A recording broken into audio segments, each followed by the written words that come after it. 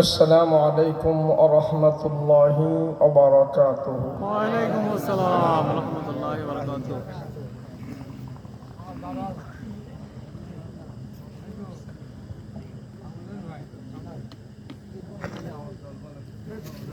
কাছে আসেন, ছড়ায় ছিটায় বসে থাকলে কেমন যে দেখা যায়। বেশি লম্বা সময় দেব না, অল্প সময় কথা বলব। আসেন, যে ফাঁক টাক রেখে বসে রয়েছেন যেমন কেমন দেখা যায় না। আমরা একটু ডানে বামের ফাঁকগুলো বন্ধ করে সামনে আসেন। হুজুর যেহেতু অনুরোধ করতেছে, আমরা একটু চেষ্টা করি, হুজুরেরও ভালো লাগবে। শোনেন,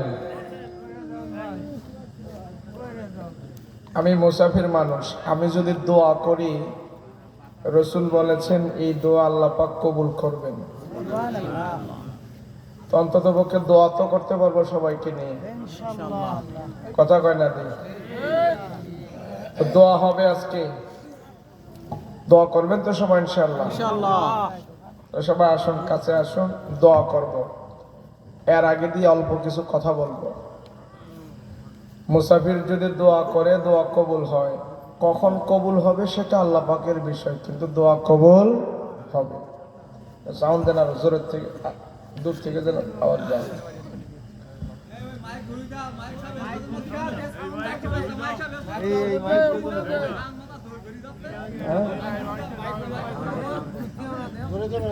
সমস্যা হচ্ছে না? না, ওনাদের সমস্যা আছে।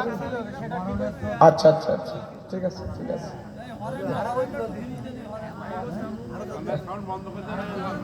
আলহামদুলিল্লাহ আলহামদুলিল্লাহিল্লাযী খালাকাল ইনসান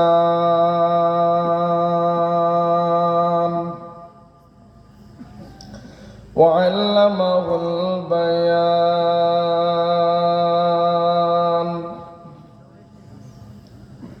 ওয়া আতানাল ঈমান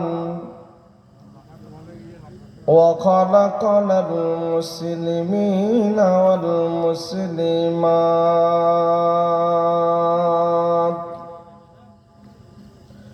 صلى الله تعالى عليه وعلى آله وأصحابه وأزواجه وأهل بيته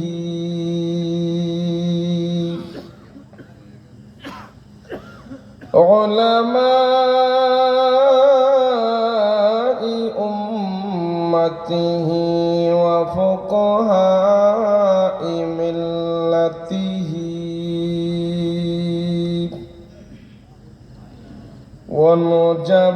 ونجباء طريقته أجمعين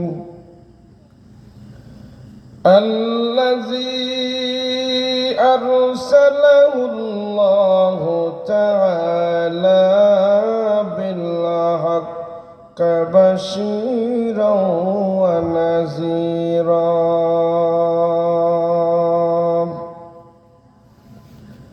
وداعيا إلى الله بإذنه وسراجا منيرا أما بعد فأعوذ بالله من الشيطان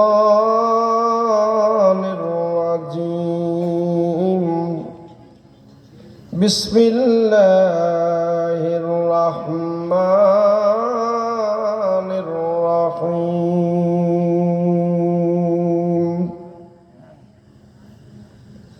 وأما من خاف مقام ربه ونهى النفس عن الهوى فإن الجنة هي المأوى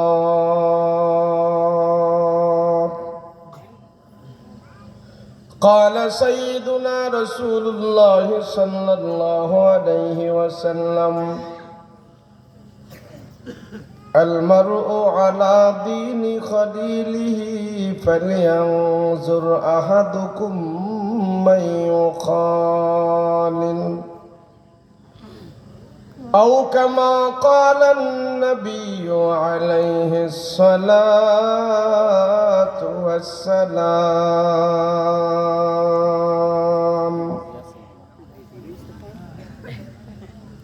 وقال تعالى في شان حبيبه ومحبوبه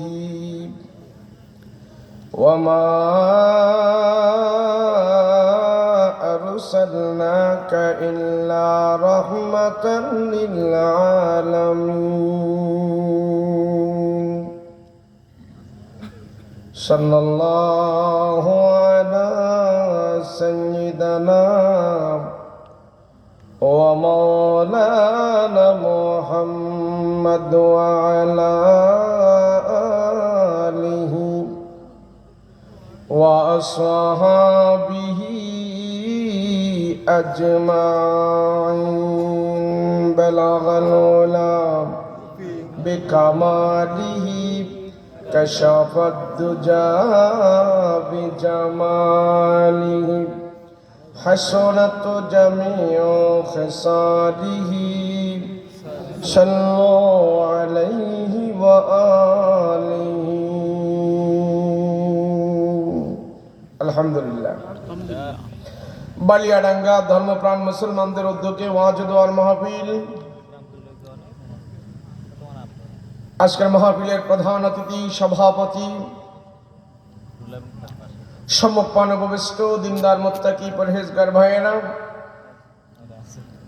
পর্দার অন্তরালে অবস্থানরত আমার সাদিয়া মা বোনেরা, আল্লাহ পাকের দরবারে কালেমাত শুকর আদায় করছি, বলে আলহামদুলিল্লাহ।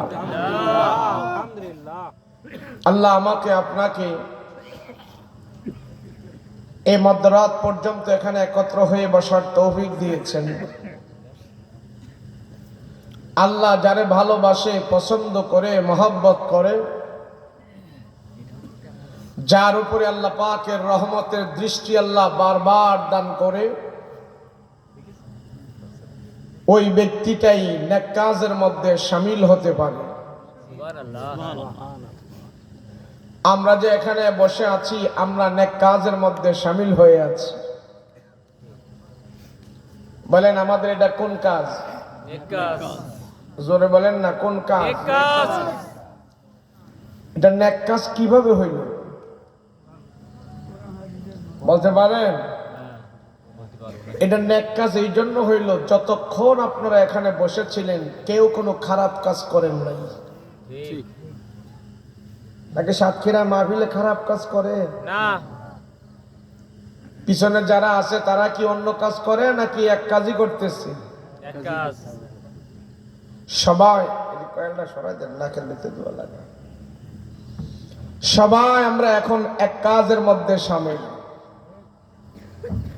আল্লাহ এবং আল্লাহর রসুলের কথা শুনবো। কথা বলেন ঠিক কিনা? আল্লাহ বড়,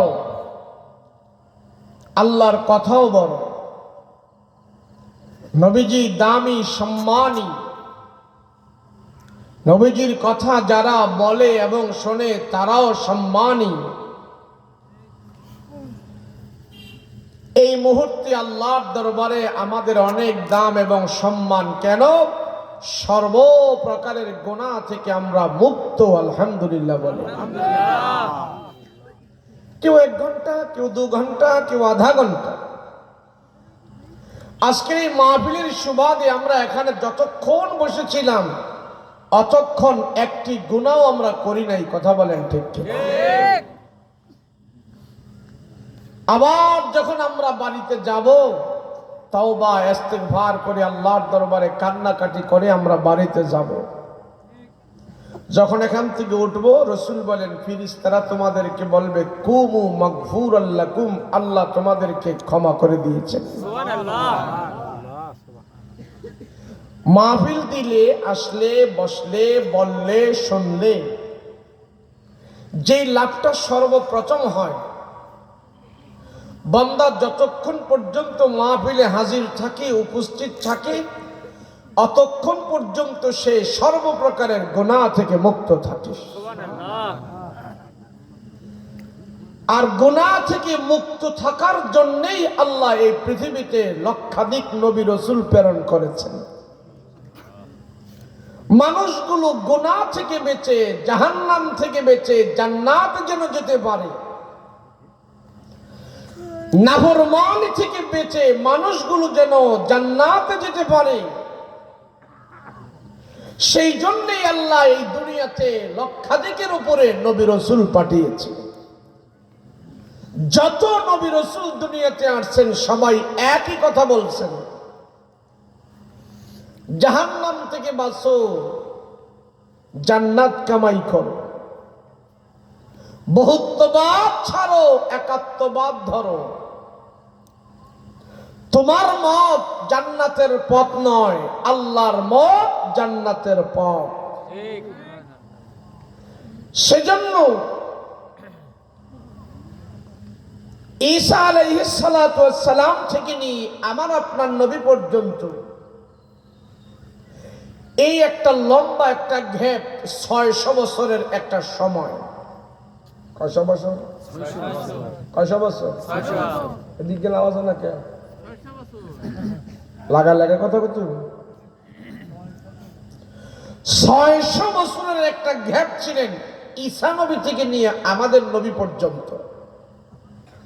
এই 600 বছরের ভিতরে কোন নবী রাসূল দুনিয়াতে আসে নাই। ওয়াজ মাহফিল ছিল না, বক্তা ছিল না, খতিব ছিল না, মাওলানা ছিল না, মৌলবী ছিল না।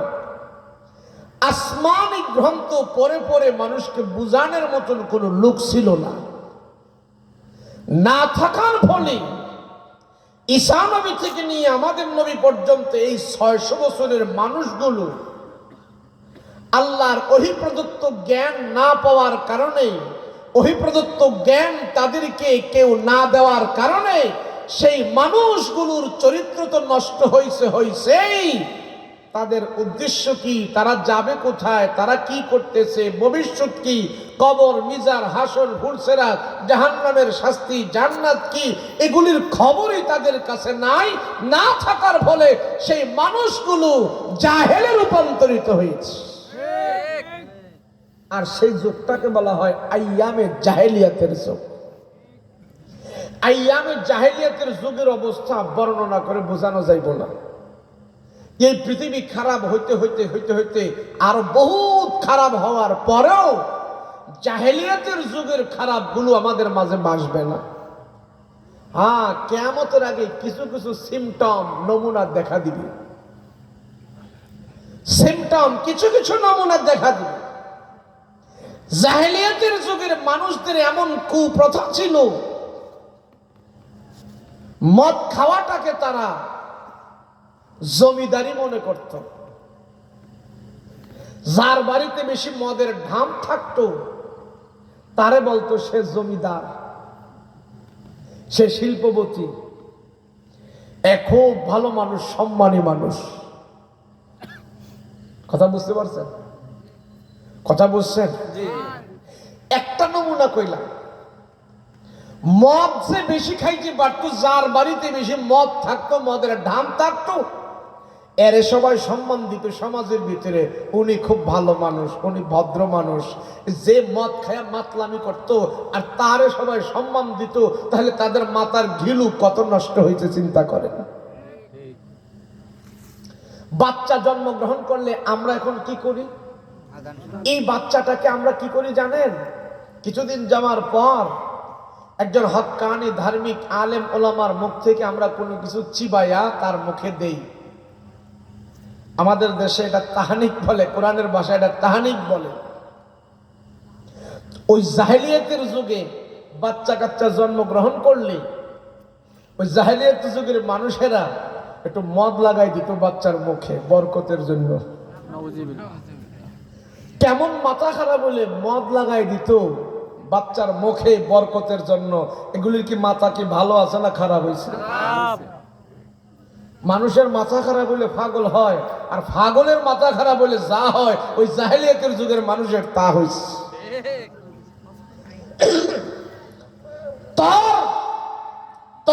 গাধা আমার ঘাটে গোসল করাইলি কেন?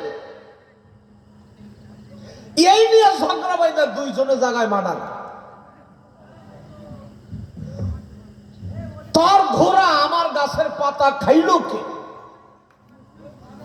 এই কথা নিয়ে কেন্দ্র করে দুই দলে মারামারি মিলে জায়গায় শেষ। এমন এক পরিস্থিতি ছিলেন, ওই পরিস্থিতিতে এমন এক অসভ্য সমাজে আমার রসুলকে আল্লাহ পাক পাঠিয়েছেন। নবীজিকে সেই যুগে পাঠানোর পর ওই কাফেরের সমাজে আমার রসুল এক এক করে 40 বছর অতিবাহিত করেছেন। কয় বছর ধরে? 40 বছর। এই 40 বছরে রসুলের নবুয়তি জাহির হয় নাই, আল্লাহ প্রকাশ করে নাই। 40 বছর কাফেররা আমার রসুলের সাথে চলাফেরা করছে, দেখেছে, উঠা বসা করেছে। তাদের জবান থেকেই তারা বলেছে, মোহাম্মদ আল আমিন, তুমি সত্য। সুবহানাল্লাহ বলে। এমনকি এই কথা বলে নাই, বসো। আমি জানি সবাই তো ওয়াজ হইতে লাগতো না, ভালো লাগতো না, কিন্তু আউয়ান না চিল্লাইন না, এত দূর চাইছি কিছু বুঝিন না, ওয়াজ না কইরা কান্দায় মান্দায় চিল্লাই মিল্লাই জামুগা, এটা ওয়াজ না, কিছু বুঝেন, কাম লাগবে। আর ধৈর্য ধরে বইলে সব ওয়াজই পাইবেন, বয়েন। তো জাহেলিয়াতের যুগের অবস্থাটা এমন একটা অবস্থা ছিল, মানবতা, নম্রতা, ভদ্রতা, সভ্যতা, আদর্শ এগুলি তাদের ধারে কাছেও ছিল না। ওই সমাজে আমার রসুলকে আল্লাহ পাক এক এক করে 40টি বছর তাদের মাঝে কাটিয়েছে। 40 বছরের ভিতরে কোন একজন কাফের আমার রাসূলুল্লাহকে দোষ ধরবে তো দূরের কথা, সেখানে আরো তারা বলে দিয়েছে, মোহাম্মদ তোমার মতন সত্যবাদী, তোমার মতন আদর্শ, তোমার মতন বিশ্বস্ত মানুষ এই সমাজে আর একজন আমাদের কাছে নাই। সুবহানাল্লাহ। সবাই বলল, মোহাম্মদ, আবু জাহেল, উকবা, সাইবা, এদেরকে আমরা ভয় করি, দিল দিয়া ভালোবাসি না। আর তোমাকে ভয় করি না, তোমাকে আমরা দিল দিয়ে ভালোবাসি। সেজন্য আমার রসুলের কাছে দিনার, দিরহাম, টাকা পয়সা, মানুষের এগুলি সবাই না আমার রসুলের কাছে জমা রাখত। কেন ওই সময় তো ব্যাংক ছিল না, তখন আমার রসুলকেই তারা আমানতের ব্যাংক বানিয়েছেন। সুবহানাল্লাহ। ওই সমাজ আমার রসুল কোন আইনের মাধ্যমে ভালো করছে? নবীজিকে আইসা পুলিশ মোতায়েন করছে? নবীজিকে র্যাব মোতায়েন করছে? নবীজিকে জেলখানা বানাইছে? নবীর হাতের তরবারি দিয়ে কি পিটাইছে? না, নবীজি আখলাক দেখাইছে 13 বছর। কয় বছর ধরে? 13 বছর। আজকে আমাদের নবীজির আখলাকের কারণে কাফেররা বলছে, মোহাম্মদ তোমার মতন মানুষ পৃথিবীতে আর একজনও নাই। আর আমাদের মুসলমানদের আখলাক দেখে এখন মুসলমানেরাই শান্তি পায় না। কথা বলেন ঠিক? সেই যুগে একজন সন্ত্রাস ছিল, ডাকাত ছিল, মানুষ খুন করত, তার নাম হইল দাহিয়া কালবি। মনে রাখবেন, কি নাম? কি? দাহিয়া কালবি। সে খুন করত, তার দেহ আত্মা কাঁপতো না, পাখির মতন মানুষ মেরে ফেলতো। দাহিয়া কালবির চেহারাটা এমন সুন্দর ছিল, মক্কায় এমন সুন্দর কোন মানুষ ছিল না। কিন্তু দাহিয়া কালবির মতন কঠিন দিলওয়ালা মানুষ ছিল না। চেহারা সুন্দর ছিল কিন্তু দিলটা খুব কালো ছিল। মানুষ খুন করত, হত্যা করে ফেলতো, তার কোনো দিলের মধ্যে কোনো আঘাতই লাগতো না। ওই দাহিয়া কালবি সন্ত্রাস আমার রাসূলুল্লাহর মাধ্যমে এমন ভালো হয়েছে, এমন ভালো হয়েছে, আল্লাহ জিবরাইলকে দাহিয়া কালবির সুরত ধারণ করে নবীজির কাছে পাঠিয়েছে। তাহলে সে দাহিয়া কোন আইনে ভালো হইল? হযরত ওমর রাদিয়াল্লাহু আনহু কানে খবর গেছে, ওমরের কানে খবর, ওমরের কথা দাহিয়া কালবির কানে খবর গেছে। মক্কার মহিলারা প্রশংসা করতেছে, হাইরি ওমর নাকি অনেক ভালো হয়ে গেছে। ওমর একটা ঘাউরা মেজাজের মানুষ, গরম মেজাজের মানুষ, লম্বা একটা মানুষ, খুব দাপুটশালী মানুষ, একটু আকল ভতারটা কম ছিল। কি ছিল? আকল বুঝেন তো? কথা কয় না। আকল ভতার কম বুঝেন না? ও বুঝছি। ঢাকায় তাদেরকে বলা হয় হামদু মার্কা, হামদু মার্কা। আমাদের কুমিল্লায় কয় বলদ, রংপুর গেলে কয় এটি অগা মানুষ, অগা। আর ঢাকায় কয় মগা। ওই বরিশাল খেবু ভাড়ার ওইদিকে গেলে কয় খেবু ভাড়ার বলদ। এবার বুঝছেন তো? এমন একটা মানুষ ছিলেন হযরত ওমর। ওই ওমরের প্রশংসা করতেছে মক্কার মহিলারা, যে আরে ওমর এত ভালো হয়ে গেছে, ওমর নাকি নম্র, ভদ্র, অনেক সভ্য। ঠিক এই কথাগুলো মহিলাদের এই আনাগোনো দাহিয়া কালবি সন্ত্রাসীর কানে গেছে। সে চিন্তা করতেছে ব্যাপার কি, ওমর এত ভালো হইল কোন মুহাম্মদের সাথে থাইকা। আর মক্কার মহিলারা পর্যন্ত ওমরের প্রশংসা করতেছে। দাহিয়া কালবি চিন্তা করলো, ওমর কোন মুহাম্মদের সাথে থাকে, আমি তারে একটু দেখতে চাই। এত প্রশংসা করে মহিলারা ওমরের, যে ওমরের মেজাজ ভালো না। আমার কথা মহিলারা কয় না, ওমরের কথা কয়। দেখি তো জামু যায় দেখবো ওমর কোন মুহাম্মদের সাথে থাকে, আমি তার এক নজর দেখতে চাই। এই সিদ্ধান্ত নিয়ে দাহিয়া কালবি বাড়ি থেকে আস্তে আস্তে করে হাঁটি হাঁটি পা পা করে আমার রসুলের দরবারে আসতেছে। এসেই দেখি নবীজি এইভাবে মজলিস জমায়া সবার সাথে কথা বলতেছে, জান্নাত জাহান্নামের বয়ান করতেছে। তো দাহিয়া কালবি যেহেতু আসছে, তো আমার রসুলের ডান আর বাম পাশে দুইজন সাহাবী সব সময় থাকতো। ডান পাশে থাকতেন আবু বকর আর বাম পাশে থাকতেন হযরত ওমর। ওমর রাদিয়াল্লাহু আনহু রসুলের কাছ থেকে লাভ দিয়ে দাঁড়ায়া গেছে, দাঁড়িয়ে বলে, ইয়া রাসূলুল্লাহ, আপনি আমার অনুমতি দেন। রসুল গো, আমাদের এই সমাজে, আমাদের এই মজলিসে মক্কার সবচেয়ে বড় সন্ত্রাসী দাহিয়া আসছে। সে নাপাক, সে সন্ত্রাসী আমাদের পবিত্র মজলিসে কেন আসলো? রসুল আমারে অনুমতি দেন, আমার তরবারি দিয়ে দাহিয়া কালবির কল্লা টুকরো করে দেই। রসুল বলেন, ওমর এত গরম হইও না, সে কেন আসছে তারে জিজ্ঞেস করো না। তো ওমর বলে, সে তো সন্ত্রাসী, সে তো নাপাক। রসুল বলে, সন্ত্রাস হোক অসুবিধা নাই, তারে যায় জিজ্ঞেস করো কেন আসছে। হযরত ওমর রাদিয়াল্লাহু আনহু হাঁটি হাঁটি পা পা করে দাহিয়া কালবের দিকে যায়। হাঁটি হাঁটি করে দাহিয়া কালবির কাছে যখন যাইতেছে, দাহিয়া ভয় পায় গেছে। হায় রে, ওমর যেভাবে আমার দিকে আসতেছে, যদি আমাকে এখন 2-4টা চড় লাগায় দেয়, আমি তো কিছু করতে পারবো না। ওমরের গায়ে শক্তি বেশি, ওমরের সাথে তো আমি পারবো না। কি করব? থাকবো না, ভাগবো না, দৌড় দেব না, কি করব? এই চিন্তা করতে করতে হযরত ওমর দাহিয়া কালবের সামনে যে হাজির হয়। ওমর রাদিয়াল্লাহু আনহু ডাক দিয়া বলে, দাহিয়া তুমি কেন আসছো? কি ব্যাপার? তুমি একজন সন্ত্রাসী, তুমি নাপাক, তুমি পবিত্র মজলিসে কেন আসলা? নবীর দরবারে কেন আসলা? বলো কারণ কি?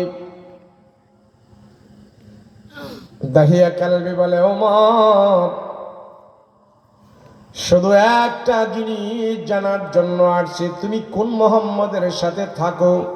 ওই মুহাম্মদকে আমি দাহিয়া এক নজর দেখতে চাই, তার সাথে আমি কথা বলতে চাই। হযরত ওমর বলে, না না না, তোমাকে আমার নবীর সাথে দেখা করানো যাবে না। তুমি নাপাক, আমার নবী পবিত্র, এই মজলিস পবিত্র, আমার রসুলের সাথে তোমাকে দেখা করা যাবে না। যাও, চলে যাও। দাহিয়া কালবি বলে, ওমর না না, আমি কোনো খারাপ উদ্দেশ্যে আসি নাই, তোমার রাসূলকে দেখার জন্য আসছি। তুমি যেমনে হোক তুমি পয়গম্বরের কাছে আমাকে নাও, আমি পয়গম্বরের সাথে কিছু কথা বলবো, তাকে আমি দেখব। ওমর বলে দাহিয়া দাঁড়া,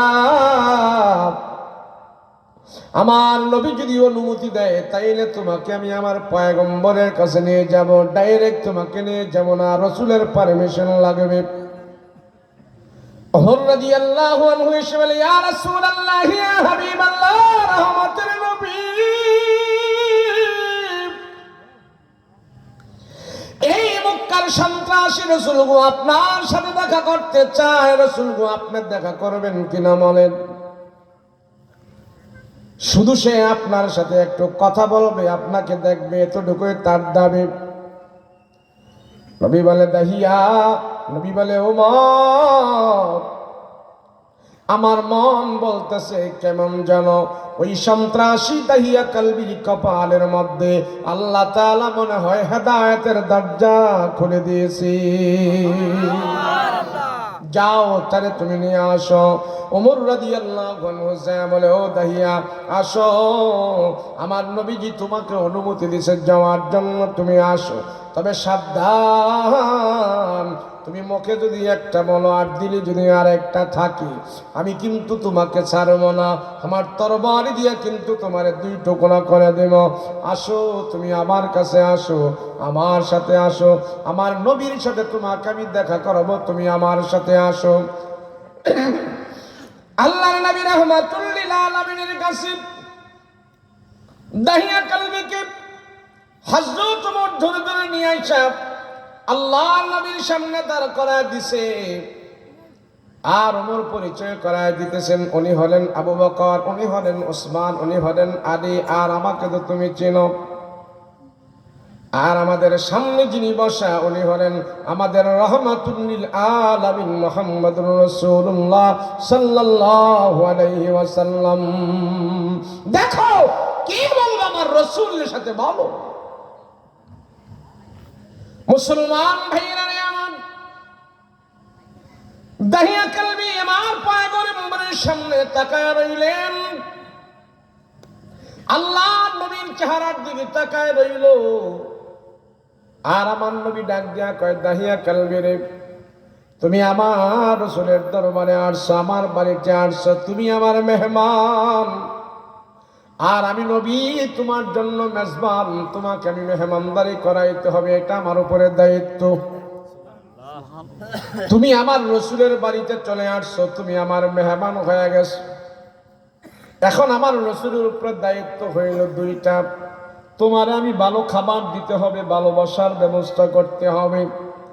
দাঁড়াও, তোমার জন্য আমি ভালোবাসার ব্যবস্থা করতেছি, ভালো খাবারের ব্যবস্থা করতেছি। নবীজি ঘরের ভিতরে যায় বিবিদেরকে বললেন, বিবিরা ঘরের মধ্যে কি খাবার দাবার আছে দাও। সব বিবিরা করে খুঁজে দেখলো কোনো খাবার দাবার নাই। সবাই বললাম আমরা কয়েকদিন ধরে খাবার খাইতে পাই না। আবার এখন খাবারের জন্য আসছেন, কে আসছে কার জন্য? বলে একজন মেহমান আসছে, তার জন্য ভালো খাবার। সব বিবিরা করে খুঁজলো ভালো কেমন কোনো খাবার দাবার পায় নাই। আল্লাহ নবী রাহমাতুল লিল আলামিন সবার কাছে দেখলেন ভালো কোনো বসার ব্যবস্থা আছে কিনা। রাসূল বিশ্রী বের করলেন, না না, ভালো বসার কোনো ব্যবস্থাও নাই। আল্লাহ নবী রাহমাতুল লিল আলামিন দাহিয়া কালবের সামনে এসে ডাক দেয়া কয়, দাহিয়া তোমার জন্য ভালো বসার ব্যবস্থা আমি করতে পারি নাই, ভালো খাবার দাবারের ব্যবস্থা আমি করতে পারি নাই, কিন্তু আমার রাসূলের উপরে দুইটা দায়িত্ব ছিল তোমার জন্য করা। এই মুহূর্তে ভালো বসার ব্যবস্থা তোমার জন্য করতে পারি নাই। তবে দাহিয়া, আমার মাথার মধ্যে যে রুমালটা আছে, এই রুমালটা অনেক দামি রুমাল। আল্লাহর নবীর পবিত্র মাথা আছে, কি পবিত্র রুমালটা খুইলা দাহিয়া কালবির সামনে সরায় দিয়া বলে, দাহিয়া অবশ্য আমার রুমালের উপরে বৈশা তুমি মেহমানদারি আদায় করে নাও, তুমি মেহমানদারি আদায় করো, আমার রাসূলুল্লাহর রুমালের উপরে বসো। দাহিয়া কালবি চিন্তা করলো কি ব্যাপার, আমি কার কাছে আসলাম? এতগুলো মানুষ যার দিকে তাকায় আছে, যার সবাই প্রাণের চাইতে বেশি মহব্বত করে, জানের চাইতে বেশি মহব্বত করে, ওই মোহাম্মদ আজকে তার মাথা থেকে রুমাল খুলে আমার জন্য বসার জন্য আহ্বান করতেছে। হাইরি, মোহাম্মদের রুমালের তো অনেক দাম, অনেক দাম। মোহাম্মদের সব কিছু অনেক দামি, কিন্তু তা যেই মাথার যেই রুমালটা তার মাথার মধ্যে দেয়, সেই রুমালটা আমার জন্য জমিনের মধ্যে ছড়ায় দিয়েছে। দাহিয়া কালবি দাঁড়া দাঁড়া কান্না শুরু করে দিয়েছে। ওগো রহমতের নবী গো, আমি আপনার রুমালের মধ্যে বসবো না, বসবো না। আপনার রুমালের মধ্যে বসে আমি এতটুকু বেয়াদবি করতে চাই না। ইয়া রাসূলুল্লাহ, আমি আপনার রুমালে বসবো না। নবীজি হইল, আমি আপনার কাছ থেকে অনেক সম্মান পেয়েছি, এতটুকু আমি জীবনে আশা করি নাই। এই মক্কার কোনো মানুষ আমাকে এতটুকু সম্মান দেয় নাই। আমার বংশধরেরা, আমার রিলেটিভ যারা সম্পর্ক আছে, কারো কাছ থেকে আমি এতটুকু সম্মান পাই নাই। আমার দিল বলতেছে মোহাম্মদ, আপনার চাইতে ভালো মানুষ আর এই পৃথিবীতে একজনও নাই, একজনও নাই। দাহিয়া কালবে ডাক দিয়া বলে, ও দুনিয়ার মানুষ, আমি যখন প্রথম আল্লাহর রাসূলের চেহারার দিকে তাকাইলাম, আমার দিল সাক্ষী দিতেছে আব্দুল্লাহর বেটা মোহাম্মদের চাইতে ভালো মানুষ মনে হয় পৃথিবীতে আর একজনও নাই, একজনও নাই। যেই মানুষটা আমার মতো সন্ত্রাসীকে এতটুকু সম্মান দিতে পারে, যেই মানুষটা আমার মতন খুনিকে এত সম্মান দিতে পারে, ওই মানুষটাকে দুনিয়ার জমিনে কত নম্র আর ভদ্র হতে পারে। দাহিয়া কালবি উমরকে ডাক দিয়া, ওমর গো, আমি আর পিছনে যেতে চাই না, আমি আর আমার দলে যেতে চাই না, আমি আর আমার গোত্রে যেতে চাই না। তোমার নবী যদি একটু সুযোগ দেয়, আমার মতন নাপাক মানুষটাকে পবিত্র বানায় নিতে পারো, নিতে বলো, আমি হাত বাড়ায় দিছি। তোমার নবীকে বলো আমাকে কলমা পড়ে যেন মুসলমান বানিয়ে দেয়। এটা ছিল আমার রাসূলুল্লাহর আদর্শ। রাসূলের ব্যবহার আখলাক দেখে সন্ত্রাসী মুসলমান হয়েছে, আর আমাদের আখলাক দেখে আরেক মুসলমান সে মুসলমানিত্ব থেকে বরবাদ হয়ে যাচ্ছে। কোথায় গেল? আজ মুসলমানের তো পৃথিবীতে কোনো জিনিসের অভাব নাই। তেলের খনি, গ্যাসের খনি, পেট্রোল, অকটেল, ডিজেল, যতই পৃথিবীতে খনিজ সম্পদ আছে, সব খনিজ সম্পদ গুলো আল্লাহ মুসলমানের দেশে দান করেছে। মুসলমান যদি তেল সম্পদ বন্ধ করে দেয়, পৃথিবীর কোনো চাকা চলবে না, পৃথিবীর বিমান কামান চলবে না। মুসলমানদেরকে আল্লাহ এত সম্পদ দিয়েছে, এখনো প্রত্যেক দিন ঘরে তাম দুনিয়াতে কালমা পরে পরে মানুষ মুসলমান হচ্ছে। আমরা সংখ্যায় বেশি, আমরা মালে বেশি, শিক্ষা দীক্ষায় সব দিক দিয়ে বেশি, ইয়ার পরে মুসলমান সারা দুনিয়াতে কুত্তার মতো ফিডানিও খাইতেছে বেশি। কারণটা কি? কারণ আছে না নাই? কি কারণ? কারণ একটাই, আমরা যে দামি কোরআন পেয়েছি, দামি নবী পেয়েছি, আল্লাহ পেয়েছি, এগুলি আমরা ভালো করে অ্যাকসেপ্ট করতে পারি নাই, এগুলোর যথাযথ মূল্যায়ন আমরা করতে পারি নাই। কথা বলেন ঠিক? পারি নাই। দেখেন না, খালি কয় নাই নাই হুজুর, পাই না, খাই না, নাই নাই নাই। রিক্সাওয়ালাকে শান্তি চাই, টাকাওয়ালাকে শান্তি চাই, ব্যবসায়ীকে শান্তি চাই, ক্ষমতায় যারা আছে হেরাওকে শান্তি চাই, যারা নাই হেরাওকে শান্তি চাই। এই যে একটা হাহাকারের ভিতরে আছে, মনে হয় শান্তির মায় 300 বছর আগে মারা গেছে, আর আইতো না। কথা কোন ঠিক কিনা? এই অবস্থাটা হইল কি? হওয়ার কারণে হইল এই আল কোরআন থেকে আমরা দূরে চলে গেছি। কথা বলেন ঠিক? আমি যদি জিজ্ঞেস করি, আলেম ওলামা ছাড়া কয়জন আজকে সকালে কোরআন তেলাওয়াত করছেন? 2% হাত উঠতে পারে। কথা বলেন ঠিক? 2%। অথচ আমার রাসূল প্রত্যেক দিন ঘুমের যাওয়ার আগে রাসূলের দৈনন্দিনের আমল ছিলেন আল্লাহর কালাম তেলাওয়াত করা। কথা বলেন ঠিক? আমরা খালি এখন কত রকমের জিকির করতে পারি, কত রকমের দোয়া দুরুজ করি, কত রকমের আমল করি, কিন্তু কোরআন তেলাওয়াতের আমল কোথায়? রাসূল বলেছেন নফল ইবাদতের ভিতরে সবচেয়ে বড় ইবাদত হলো আল্লাহর কালাম তেলাওয়াত করা। আমরা এটা না কইরা কত রকমের আমল নিজের মন মতো কত কিছু বানায় নিয়েছি, আল্লাহর কোরআন খুলে পড়ার টাইম আমাদের নাই। কথা বলেন ঠিক কিনা? সবাই প্রতিজ্ঞা করব এই রমজানে আমরা কোরআন তেলাওয়াত করব। রাজি আছি ইনশাআল্লাহ? সবাই কোরআন শিখবো, কোরআন তেলাওয়াত করব।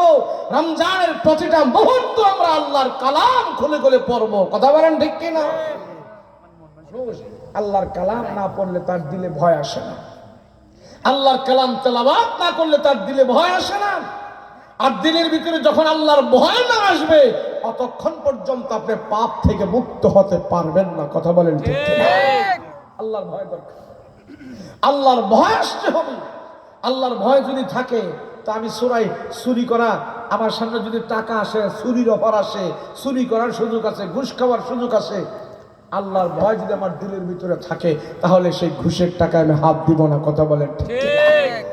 ওই একটা কিচ্ছা পড়ছিলাম, হ্যাঁ, বাপে আর ফোলায় চুরি করতে গেছে। তো ফুলায় ওয়াজ মাহফিলেতে শুনে গেছে যে তুমি যেখানেই থাকো সেখানেই কিন্তু আল্লাহ তোমাকে দেখে। আল্লাহ সব জায়গায় বিরাজমান, আল্লাহর চোখে ফাঁকি দেওয়া যাবে না। তো এই ওয়াজ যখন পোলায় মনে করে গেছে, তো বাপে পোলারে নিয়ে গেছে চুরি করতে। রাত্রে বেলা সেনকাইটা মানুষের ঘরে ঢুকে ধান চাউল সব চুরি করে নিয়ে আসে। তো বাবাই করছে কি, ভালো করে সিন কইরা পোলারে দাঁড় করাইছে, আমি ঢুকতেছি ঘরের ভিতরে, যদি কেউ আসে টাসে দেখে ফেলে তুই কিন্তু আমারে ইশারা দিস, সংকেত দিস। এখন বাবাই করছে কি, সিন কইরা, সিন বুঝেন তো, ঘরের ভিতরে মাথা ঢুকাইছে, ঢুকাইয়া পোলারে কয়, এই কেউ দেখে রে? তো পোলাই কয়, হ আব্বা দেখতেছে। এখন তো বাবাই করছে কি, ঘরে না ঢুকা বের হইয়া পোলার দৌড়। পোলাই কইছে দেখতেছে, দৌড়। দৌড়াইতে দৌড়াইতে আধা কিলোমিটার গেছে, যাই আবার বাবাই জিগায় পোলারে, কিরে এখনো কি দেখে? হ বাবা এখনো দেখতেছে। আরো দৌড়, আরো দৌড়াইতে দৌড়াইতে একদম যখন নিরিবিলি জায়গায় গেছে, কোনো লোকজন নাই, জিজ্ঞেস করে কি এখনো দেখে নেই? পোলাই কয়, হ বাবা এখনো দেখতেছে। বাবার মনে একটু সন্দেহ হয়ে গেল, কি রে এই কই দেখতেছে, কেউ তো নাই। এই কই কোনো লোকজন নাই, কিছু নাই, কে দেখতেছে? কয় বাবা জানেন না? কয় না। কয় আল্লাহ তো দেখতেছে। এখন বাবা ধরে বলার মাই শুরু করছে, এই বেটা জানি তোরে কিছু লোকজন দেখতেছে। লোকজন, হাজার লোকজন দেখলে কি হবে বাবা? আল্লাহর চোখে তো ফাঁকি দেওয়া যাবে না। আল্লাহ দেখতেছে সব জায়গায়। ছেলের ভিতরে ঈমান ঢুকছে, এক কথার দ্বারা বাবা আর সন্তান চুরি থেকে মুক্ত হয়েছে। কথা বলেন ঠিক কিনা? আল্লাহর ভয়, যার দিলের ভিতরে আল্লাহর ভয় থাকবে, সামনে সুন্দরী নারী আসা, নারী থাকলে কোন নারী যদি তার লোভনীয় অফার সে প্রত্যাখ্যান করবে। কেন? তোমার এই লোভে, তোমার এই সুন্দর যৌবন জীবন নিয়ে আমি পরকিয়া করতে চাই না, আমি খেলা করতে চাই না। আল্লাহ দরবারে জবাবদিহি করতে হবে। সেই জন্য আমি এই গুনাহ থেকে মুক্ত হতে চাই, জিনা থেকে আমি মুক্ত হতে চাই। এইভাবে যারা আল্লাহকে ভয় নিয়ে জিনা থেকে মুক্ত থাকবে, তার যৌবন চরিত্র ঠিক রাখবে, রাসূল বলেন আরশে আজিম একটা ছায়া হবে, ওই ছায়াতে স্যান্ডেল হবে, নবীরা সেখানে স্থান পাবে। আর যে জিনা থেকে মুক্ত থাকবে, নওজোয়ান যুবক, তার বর্দমীকে সে পবিত্র রাখবে, তার যৌবনকে পবিত্র রাখবে। পবিত্র যৌবনওয়ালাদেরকে আল্লাহ আরশে আজিমের নবীদের সাথে ছায়ার ব্যবস্থা করে দিবে। বর্তমান সমাজে ছেলে মেয়েদের অবস্থা যে অবস্থা হয়ে গেছে, 7 বছরের ছেলে এখন খুন করতে পারে, 10 বছরের ছেলে এখন প্রেম করতে পারে। জিনায় ভরপুর হয়ে গেছে সমাজ, ভরপুর। অথচ যেই জাহেলিয়াতের যুগে ওমর রাদিয়াল্লাহু আনহু মদ পান করত, মাতলামি করত, সেই ওমর ইসলাম গ্রহণ করার পর ওমর তো আল্লাহকে এমন ভাবে আল্লাহকে ভয় করছে, ওমরের দিলের ভিতরে আল্লাহর ভয় ঢোকার কারণে ওই ওমরের ভয় মানুষের দিলের ভিতরে ঢুকে গিয়েছে। হযরত ওমর মদিনার গলি দিয়ে হাঁটতেছে, আর এক নেশাখোর মদ খাইয়া মাতলামি করে আসতেছে। এখন ওই নেশাখোরের চোখ যায় পড়ছে ওমরের চেহারা। এখন নেশা করতে একবারে বিড়াল হয়ে গেছে। আয় হায়, যদি আজ ওমরের হাতে ধরা খাই, এক বোতল খাই আসছি, আরেক বোতল নিয়ে আসছি, ওমরের হাতে যদি এখন ধরা খাই তাহলে কেল্লা হতে। এখন কি করব? থাকবো না ভাগবো না, দৌড় দিব, কি করবো না কি? এখন ছেলে এই চিন্তা করতে করতে হযরত ওমর তার সামনে হাজির। ছেলেটা তো কাঁপতেছে, ভয় পাইতেছে। তো ওমর তো মনে হয় একটু বুঝে ফেলছে, কিরে এমন করতেছো কেন তুমি? তুমি কি অসুস্থ নাকি? কোথায় যাবে? বাড়িতে যাব। এই বুগুলি কি তোমার হাতের নিচে? কি কয় বোতল। বোতল। তো ওমর বলে, আর ছেলে তো চিন্তা করতেছে, হায় হায়, বোতল যদি এবার নেয় আর নিয়ে যদি দেখে মদ, তাহলে আমার অবস্থা শেষ। সে চিন্তা করতেছে, আল্লাহ দিলে দিলে বলতেছে, আল্লাহ আজকে যদি ওমরের হাত থেকে বেঁচে যায়, আর জীবনে কোনো দিন মদ পান করবো না। তোমার সাথে ওয়াদা দিলাম। হযরত ওমর যখন বোতল হাতে নিল, ওই ছেলের দিলটা সে পরিবর্তন করে ফেলল, পরিবর্তন করে ফেলছে, দিলের অবস্থা পরিবর্তন। আল্লাহ তোমার সাথে ওয়াদা দিচ্ছি, এই দিলের ভিতরে আর এক ঢুক মদ আমি পান করাবো না, আমি পরিবর্তন হয়ে যাব। যখনই বললো আমি পরিবর্তন হয়ে যাব, হযরত ওমর যখন বোতল টান দিল, টান দিয়ে নিল, আর ছেলেটা একটু কথাটা ঘুরায় বলতে, আল্লাহ আজকে বাঁচাই দিও। বলতেছে কি মদ এই বোতলের ভিতরে? কি? ছেলে মনে করতেছে কথাটা যদি একটু ঘুরায়া বলি তাহলে ওমরের হাত থেকে পার পেয়ে যেতে পারি। বলি বোতলের ভিতরে দুধ হুজুর, দুধ দুধ। একবার কাতর হয়ে কইতেছে দুধ। দাও দেখি তোমার দুধ। ওমর রেহে দুধের বোতল ছিনায় আর মদের বোতল ছিনায়। ওমর বোতল খুলে যখন এইভাবে কাট করলো, দেখা গেল মদের বোতলের ভিতর থেকে গড়ি গড়ি গরম দুধ, সাদা দুধ পড়তেছে। সুবহানাল্লাহ। এবার ওমর মুখটা লাগায় কয়, যাও যাও তোমার বাড়িতে চলে যাও, যাও। ওই লোকটা, ওই ছেলেটা আশ্চর্য হয়ে গেল, হাই রে, আমি তো কথা একটু হেরফের করে বলছি, আসলে তো মদ ছিল, দুধ ছিল না, গরম দুধ বের হইলো করছে। যুবক বলে, ওমর গো আমি বাড়িতে যাব না, আমি যতক্ষণ পর্যন্ত এই হাকিকত রহস্য না জানবো আমি ততক্ষণ পর্যন্ত যাব না। ওমর রাদিয়াল্লাহু আনহুকে যুবক ডাক দিয়ে বলে, আগো আমিরুল মুমিনিন, এই বোতলের ভিতরে তো দুধ ছিল না, এরকম গরম দুধ কোত্থেকে আসলো? আমার তো জানি না, এটা তো মদের বোতল ছিল। হযরত ওমর বলে, যুবক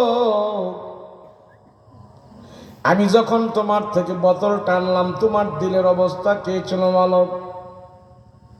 বলে, আমার দিলটাকে আমি পরিবর্তন করে ফেলেছি, আমি আল্লাহর দরবারে তওবা করেছি। আল্লাহ যদি আপনার হাত থেকে বাঁচায় দেয়, আমি ওয়াদা করেছি আমি জীবনে কোনোদিন মদ পান করব না। আমার দিলের অবস্থা আমি পরিবর্তন করে ফেলেছি। হযরত ওমর বলে, আল্লাহর দরবারে খাটিয়ে দিলে তওবা করে তোমার দিলের অবস্থা যখন তুমি পরিবর্তন করেছো, আল্লাহ বোতলের ভিতরে মদের অবস্থা পরিবর্তন করে দুধে রূপান্তরিত করে দিয়েছে। মানুষ পরিবর্তন হয়। ওমর রাদিয়াল্লাহু আনহুর জামানায় একটা ছেলে ছিল, পরহেজগার, আল্লাহ প্রিয় বান্দা। ওই যুবক হযরত ওমর রাদিয়াল্লাহু আনহুর জামানায়, তার জামানায় বাস করে। নওজোয়ান যুবক, চেহারাটা সুন্দর, দাঁড়িয়ে আছে, শরীরে অনেক শক্তি আছে। নওজোয়ান যুবক চলাফেরা করে। এলাকার মহল্লার মানুষ, সব মানুষ তার প্রশংসা করে, নওজোয়ান যুবকের প্রশংসা করে। ছেলেটা অনেক নম্র, ভদ্র, ভালো। হযরত ওমরের কান পর্যন্ত চলে আসছে ছেলেটা যেন ভালো ছেলে। আমাদের এই সমাজে অনেক কলেজ ভার্সিটিতে পড়াশোনা করে, স্কুলে পড়াশোনা করে, 5 ওয়াক্ত নামাজ পড়ে, পাঞ্জাবি পাগড়ি লাগায় চলে, এমন যুবক আছে না নাই? হযরত ওমরের জামানায় এমন একটা ছেলে ছিলেন, কোন মেয়ে তারে নষ্ট করতে পারে নাই। তার যৌবন জীবন পবিত্র, ইবাদত বন্দেগী করে।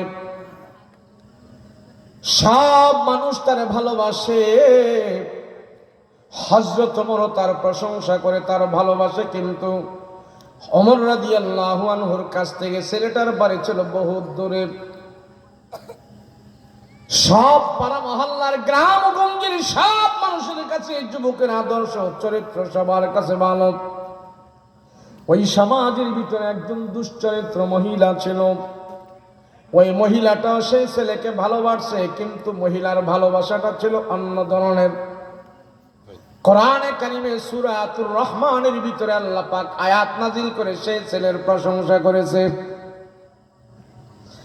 ওমর রাদিয়াল্লাহু আনহুর কানে খবর গেল ছেলেটা অনেক ভালো, নম্র ভদ্র। ওমর সবার কাছে তার প্রশংসা করতেন, তার আদব আখলাকের কথা বলতেন। ওই সমাজের ভিতরে দুশ্চরিত্র একটা মহিলা ছিল। যেই সমাজের মহিলারা দুশ্চরিত্র হয় সেই সমাজের পুরুষেরা কিন্তু ভালো করে চলতে পারে না। এমন বর্তমান সময়ে মহিলাদের ষড়যন্ত্র আছে। মহিলাদের ষড়যন্ত্রের কারণে অনেক নির্দোষ মানুষ দোষের ভেতরে চলে যায়। এটা শুধু এখন না, মুসা নবীকেও এক মহিলা ষড়যন্ত্র করে ফাঁদে ফেলে দিয়েছিল।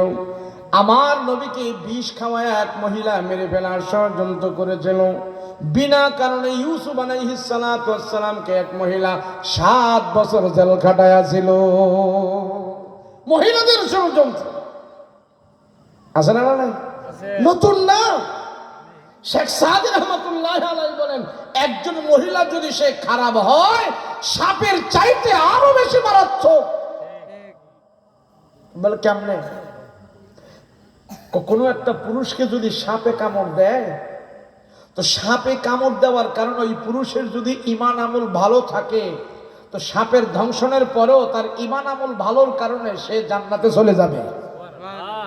কিন্তু একজন মহিলা যদি খারাপ হয়, তার দুনিয়াও শেষ, আখিরাতও শেষ, সাপের চাইতে আরো বেশি খারাপ। কিন্তু সাপে যদি ধ্বংসন করে, আপনার ঈমান আমল ভালো হলে দুনিয়া শেষ, আখিরাত তো পাইবেন। আর মহিলার খারাপ ষড়যন্ত্র যদি আপনি পড়েন, তাহলে দুনিয়া আখিরাত দুটোটা শেষ। যুগে যুগে এমন কিছু অসভ্য মহিলা পৃথিবীতে ছিল এবং আছে। কিছু মহিলা আছে, আপনাদের এই সাতক্ষীরার মা বোনরা না, কিছু মহিলা আছে পুরুষের ফাঁদে ফালাইয়া ষড়যন্ত্র করে অর্থ ইনকাম করে। ঢাকা শহরে এমন অনেক মহিলা অনেক গ্রুপ আকারে পুরুষকে ফাঁদে ফেলে ফেলে অনেক ষড়যন্ত্র পেপার পত্রিকা অনেক সময় দেখা যায়। এটা নতুন কিছু না, অনেক আগ থেকে নবীদেরকে যদি ষড়যন্ত্র করতে ফেলতে পারে, তো এখন তো এটা সহজ ডিজিটাল যুগে। ওই সুখে হোক এক মহিলা হযরত ওমর রাদিয়াল্লাহু আনহু যে ছেলের প্রশংসা করে নম্র ভদ্র, তারে ফাঁদে ফেলাইয়া দিছে। এরকম মহিলা আছে না? নাই। আর একজন মহিলা সে যদি ভালো হয়, সে যদি বলে আমার যৌবন আমার জীবন আমি হেফাজত করব, নষ্ট করব না, আল্লাহর আদালতে আমি পবিত্র হয়ে দাঁড়াবো, কোন পুরুষ শত চেষ্টা করেও তারে খারাপ করতে পারবে না। এক দুশ্চরিত্র মহিলা এক বিচারকের কাছে এসে বিচার দিছে। বিচার দিয়া বলতেছে, মিথ্যা অভিযোগ বানোয়াট। বিচারকের কাছে বলতেছে, বিচারক সাহেব, উত্তরপাড়ার আবুল্লাহ, তার বাবার 10 তলা বিল্ডিং আছে, তার অনেক টাকা আছে, তার অনেক ক্ষমতা আছে, তার ক্ষমতা টাকার পাওয়ারে আমার ইজ্জতের উপরে সে হামলা করছে, আমি আপনার কাছে বিচার চাই। এখন সর্দার ছিল আল্লাহওয়ালা সর্দার। কি ছিল? সর্দার বুঝেন তো? বিচারক, বিচারক আপনাদের পঞ্চায়েতে বিচার করে না, এমন সেই বিচারক ছিল আল্লাহওয়ালা বিচারক। সে চিন্তা করতেছে, ঠিক আছে তুমি যেহেতু তার নামে বিচার দিছো, আমি বিচার করব। তো তারেও তো ডাইকে আনতে হয়, জিজ্ঞেস করতে হয়। তো আবুল্লারে ডাইকে আনছে, আবুল রে, কি ওই উত্তরপাড়ার রূপালী তোর নামে বিচার দিয়েছে, তুই নাকি খারাপ কাজ করছস। কই খারাপ কাজ কি? কই বুঝুস না বেটা খারাপ কাজ কি? তুই এমন এমন করছস। তখন ছেলেটা কয়, মাতবার সাহেব, আল্লাহর কসম খায়া কই, কিরা কাইটা কই, মসজিদ ধরে কই, কোরআন ধরে কই, কসম খায়া কই, আমি এমন কাজ জীবনও করি নাই। আমার রসুল বলছেন, আমার নওজোয়ান জীবন যদি যৌবন যদি আমি হেফাজত করি, হেফাজতের কারণে রসুলের সাথে হাসরের ময়দানে ছায়ার নিচে আমাকে রসুল স্থান দিবে। সেই জন্য আমার জীবনকে আমি পবিত্র বানায় চলতেছি, আমি নষ্ট করি নাই। এটা মিথ্যা কথা, আল্লাহর কসম খায় বলি আমি এমন করি নাই।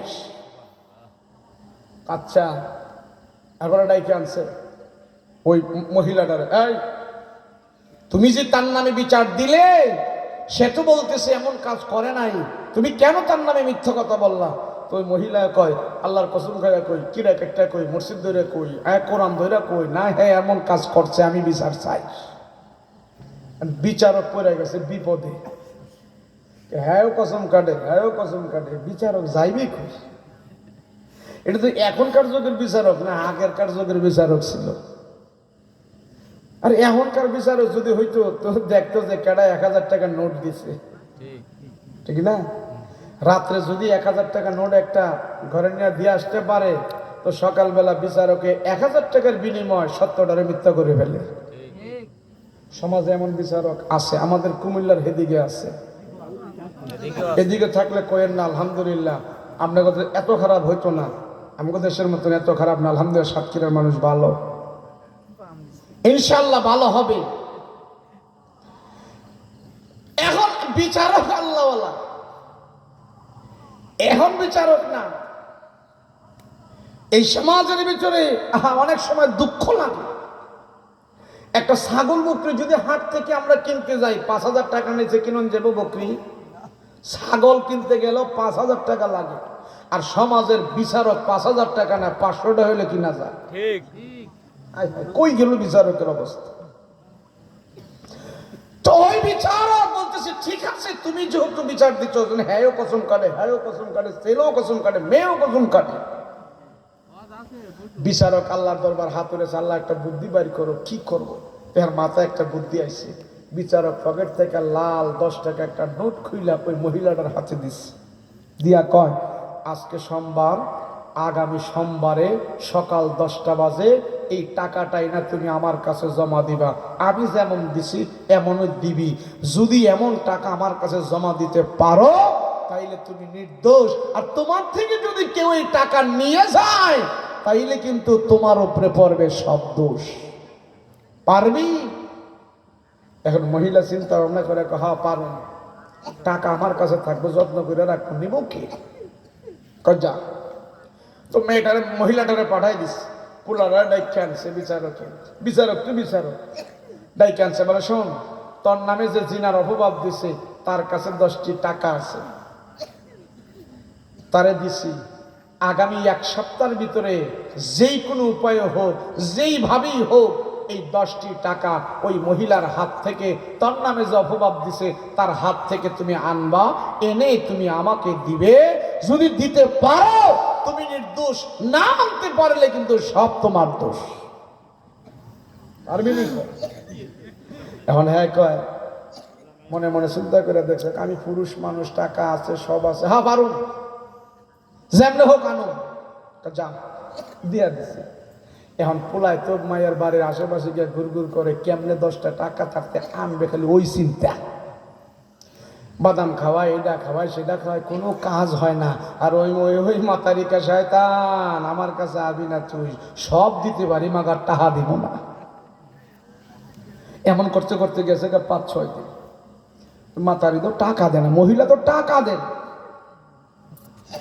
এখন ছেলে চিন্তা করতেছে, হায় হায়, খাইলাম না, শুইলাম না, ধরলাম না, সকালবেলা 2 দিন বাকি আছে, 1 দিন বাকি আছে, যদি টাকা নিতে না পারি, হায় হায়, সব দোষ তো আমার উপর, করুন কি অবস্থাটা হবে। এখন এই ছেলে যায় মহিলার সাথে জোরাজোরি শুরু করছে, টাকা দে, টাকা দে। এই যে টাকা দিয়ে কয়ে যে কসলানি শুরু করছে, জোরাজোরি শুরু করছে, মহিলা তো টাকা দেয়, ধরতে শয়তান, সব দিতে পারি, মাগার টাকা দিব না। আর ছেলে তো আনতে পারে নাই। ওই মহিলা সোমবারে সকালে 10টা বাজে আইনা মাতাব্বরের সামনে টাকা হাজির করছে, নেন, আপনার কথা শুনছি, আপনার কথা মতো টাকা আমার হাতে রাখছি, দেই নাই আমি, নেন, আমি বিচার চাই। মহিলার উদ্দেশ্য ছিল বিচার আচার করে কিছু টাকা টাকা যদি ধান্দা মান্দা করতে পারি, কিছুদিন বৈশা খাইতে পারো। বিচারক তো দেখছে টাকা আইনা যখন দিছে, বিচারক ব্যাপার কি, তোরে তো কত সুন্দর টাকা দিছিলাম, টাকাটা দিয়ে ভাঙ্গা কুচকুচ খাইয়া দিছে, ব্যাপার কি, টাকা এমন হইল কে? কই যে শয়তান আবুল্লাহ অনেক জোরাজুরি করছে, অনেক চেষ্টা করছে, আজকে 7 দিন ধরেই সে চেষ্টা করতেছে, আমি তারে টাকা দেই নাই, আপনার কথা মানছি, টাকা দেই নাই, শত চেষ্টার বিনিময়ে তারে টাকা দেই নাই, আমি টাকা নিয়ে আসছি, আমি বিচার চাই। কথাই বিচারক দুইটা লোকের ডাক দিয়া কয়, এটারে বান, এই বজ্জাত মহিলারে বান, বাইন্দে কইসা পিডা লাগা। পিটা যখন শুরু করছে, বলে কি আমাকে পিটান কে, আমি তো আপনার কথা মানছি, আমাকে মারেন কে? তোরেই তো মারতে হবে। কই কেন আমার মারবেন, কারণটা কি? তরে মারবো কারণ কি বুঝুস না? একটা নওজোয়ান টাগরা যুবক, দেহ বডি কত সুন্দর, এই ছেলেটা তোর সাথে 7 দিন চেষ্টা কইরা তোর হাত থেকে 10টা টাকা জোরাজুরি করে আনতে পারে নাই, আর তার বিরুদ্ধে তুই অভিযোগ দিচ্ছ সে তোরে ধর্ষণ করছে। যেই যুবক 7 দিন চেষ্টা কইরো, জোর কইরো তোর হাত থেকে 10 টাকা আনতে পারে না, ওই যুবক তোর অদ্দুর নিচে যায় কেমনে ধর্ষণ করে, আমার বিচারকের বুঝে আসে না। আমার মা জাতি, আমার মেয়ের জাতি, আমার নারী জাতি, তাদের যৌবন জীবন যদি তারা হেফাজত করে, আমার মনে হয় কোন পুরুষ নষ্ট করতে পারবে না। কথা বলেন ঠিক কি? হযরত ওমর রাদিয়াল্লাহু আনহুর জামানায় এমন ভাবতে পারলেন সেই পবিত্র যুবক, যুবক আমার সব জায়গায় তার প্রশংসা, সবাই তারে ভালোবাসে, তুমি নম্র, তুমি ভদ্র, তুমি আখলাকওয়ালা। ওই মহিলাটাও তারে ভালোবাসে, কিন্তু তার কায়দা অন্য, কায়দা অন্য ভালোবাসা। যুবকের পিছনে লেগে আছে, ঘুরতে ঘুরতে এক পর্যায়ে যে যুবকটাকে মহিলা ঘরের ভিতরে আটকাইল, ফান্দে ফালাইল, ঘরের সব চতুর্দিক দিয়া লাগায়া যুবকটাকে বলে, যুবক আমার মনের ইচ্ছা, তুমি, তোমাকে সবাই ভালোবাসে, আমিও তোমাকে ভালোবাসি, আমারটা ব্যতিক্রম। ওই যুবক তখনও কিছু বুঝে না, সব কিছু যখন নাকি তালাবদ্ধ করে রেখে দিয়ে আসছে, বলে তুমি আর আমি ছাড়া কেউ নাই, আমার ভালোবাসার চাহিদা পূরণ হবে। ওই যুবক বুঝতে পারলেন, হায় রে, নির্যাতন জুলুম তো শুরু হয়ে গেছে, আমার পবিত্র জীবন এখন নষ্ট করে ফেলবে, আল্লাহর আদালতে আমি কি জবাব দেব? আমি যদি নাপাক হয়ে মালিকের দরবারে যাই, আমার চেহারাটা আমি কেমনে আমার আল্লাহকে দেখাবো? না না, চিৎকার করে করে বলে, মালিক আমার যৌবন আমি হেফাজতে রেখেছি। জিনার মধ্যে যারা লিপ্ত হয়, জিনার কারণে মাটি পর্যন্ত আল্লাহর আদালতে ডাক দেয়া কয়, আল্লাহ যেই মাটির ভিতরে জিনাকারী এবং জিনাকারিনী অবিচার করেছে, তুমি আমাকে ফাটন করে দাও, ওই ফাটার ভিতরে তুমি জিনাকারী এবং জিনাকারিনীরে ঢোকা দাও, আমি মাটি চাপ দিয়া তাদের হাড্ডি মাংস গুঁড়া করে ফেলবো, দেখি তাদের কত শক্তি আছে। আল্লাহ ডাক দিয়া কয়, মাটি থাম, আমার বান্দা বান্দি তারা অপরাধ করে ফেলেছে, তারা যদি নিজের ভুল বুঝিয়া তারা যদি আমার দরবারে তওবা করে, আমি আল্লাহ তাদের জিনার গুনাহ ক্ষমা দান করে দেব। ওই যুবক বুঝতে পারলেন মহিলাটা ভালো না, সৎ চরিত্র নয়, অসভ্য মহিলা। যুবক আল্লাহর দরবারে ডাক দিয়া বলেন, মালিক এই হারাম কাজ থেকে তুমি আমাকে বাঁচায়া দাও। আয় আল্লাহ, আমি কি করব? আমি তার ফান্দি পড়ে গেলাম, আমি চিৎকার পাল্লা করলো কেউ শুনবে না গো আল্লাহ। আল্লাহ তুমি আমাকে অসৎ কাজ থেকে বাঁচায়া দাও, হারাম থেকে বাঁচায়া দাও, এই ব্যভিচার থেকে তুমি আমাকে বাঁচায়া দাও, আমার যৌবন জীবন আমি পবিত্র রাখতে চাই। এইভাবে যখন চিল্লাপালা করতেছে আর মহিলাটা গায়ে গায়ে আসতেছে, ওই যুবক মহিলার ষড়যন্ত্র থেকে বাঁচার জন্য আল্লাহর দরবারে পানা চাইতেছি। আল্লাহ তুমি আমার হেফাজত করো, আমার শক্তি দিয়ে কোনো কাজ হবে না, তুমি হেফাজত করো, তোমার শক্তি এখানে কাজ হবে। ওই নওজোয়ান যুবক দেখতে পারলেন সুন্দর মহিলার কাছে চলে আসছে। ওই যুবক একটা চিৎকার মেরে যুবকটা মাটির মধ্যে শুয়ে পড়েছে। আর ওই মহিলা দেখতেছে ছেলেটা কাতরাইতেছে লাফাইতেছে। কিছুক্ষণ পরে দেখে ছেলেটা একবারে স্তব্ধ হয়ে গেছে। মহিলাটা তখনও বুঝতে পারে নাই, মনে হয় কোনো অসুস্থ হয়ে গেছে। ওই দুশ্চরিত্র মহিলা ওই যুবকের বডির ভিতরে হাত দিয়া দেখে, না কোনো শব্দ নাই, নাড়াচাড়া নাই। মহিলা বুঝতে পারলেন এই যুবক এক্ষুনি এই মুহূর্তে সে দুনিয়ার জমিন ছেড়ে মৃত্যু বরণ করে আল্লাহর কাছে চলে গেছে। মহিলা এখন ভয় পাওয়া গেছে, হায়রে ছেলেটা তো দুনিয়া থেকে মারা গেছে, এখন সে লাশ হয়ে গেছে।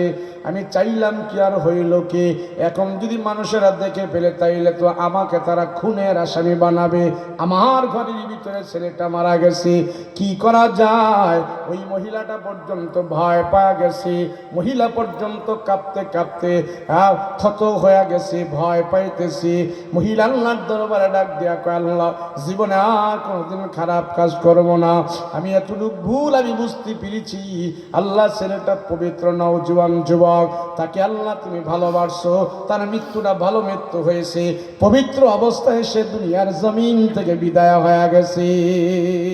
ওই মহিলা এখন নিজে সবাইকে, তার মা বাবা সবাইকে ডাকে বলতেছে, এমন অবস্থা, এখন আমাকে তোমরা যা করো চায়ের মাথা পেতে মেনে নিতে রাজি আছি, তবে আমি যদি সুযোগ পাই এই জীবনে আর কোনোদিন গুনাহ করব না, জিনা করব না। আমি ওয়াদা দিলাম আমি নিজে সারা জীবনের জন্য ভালো হয়ে গেছি।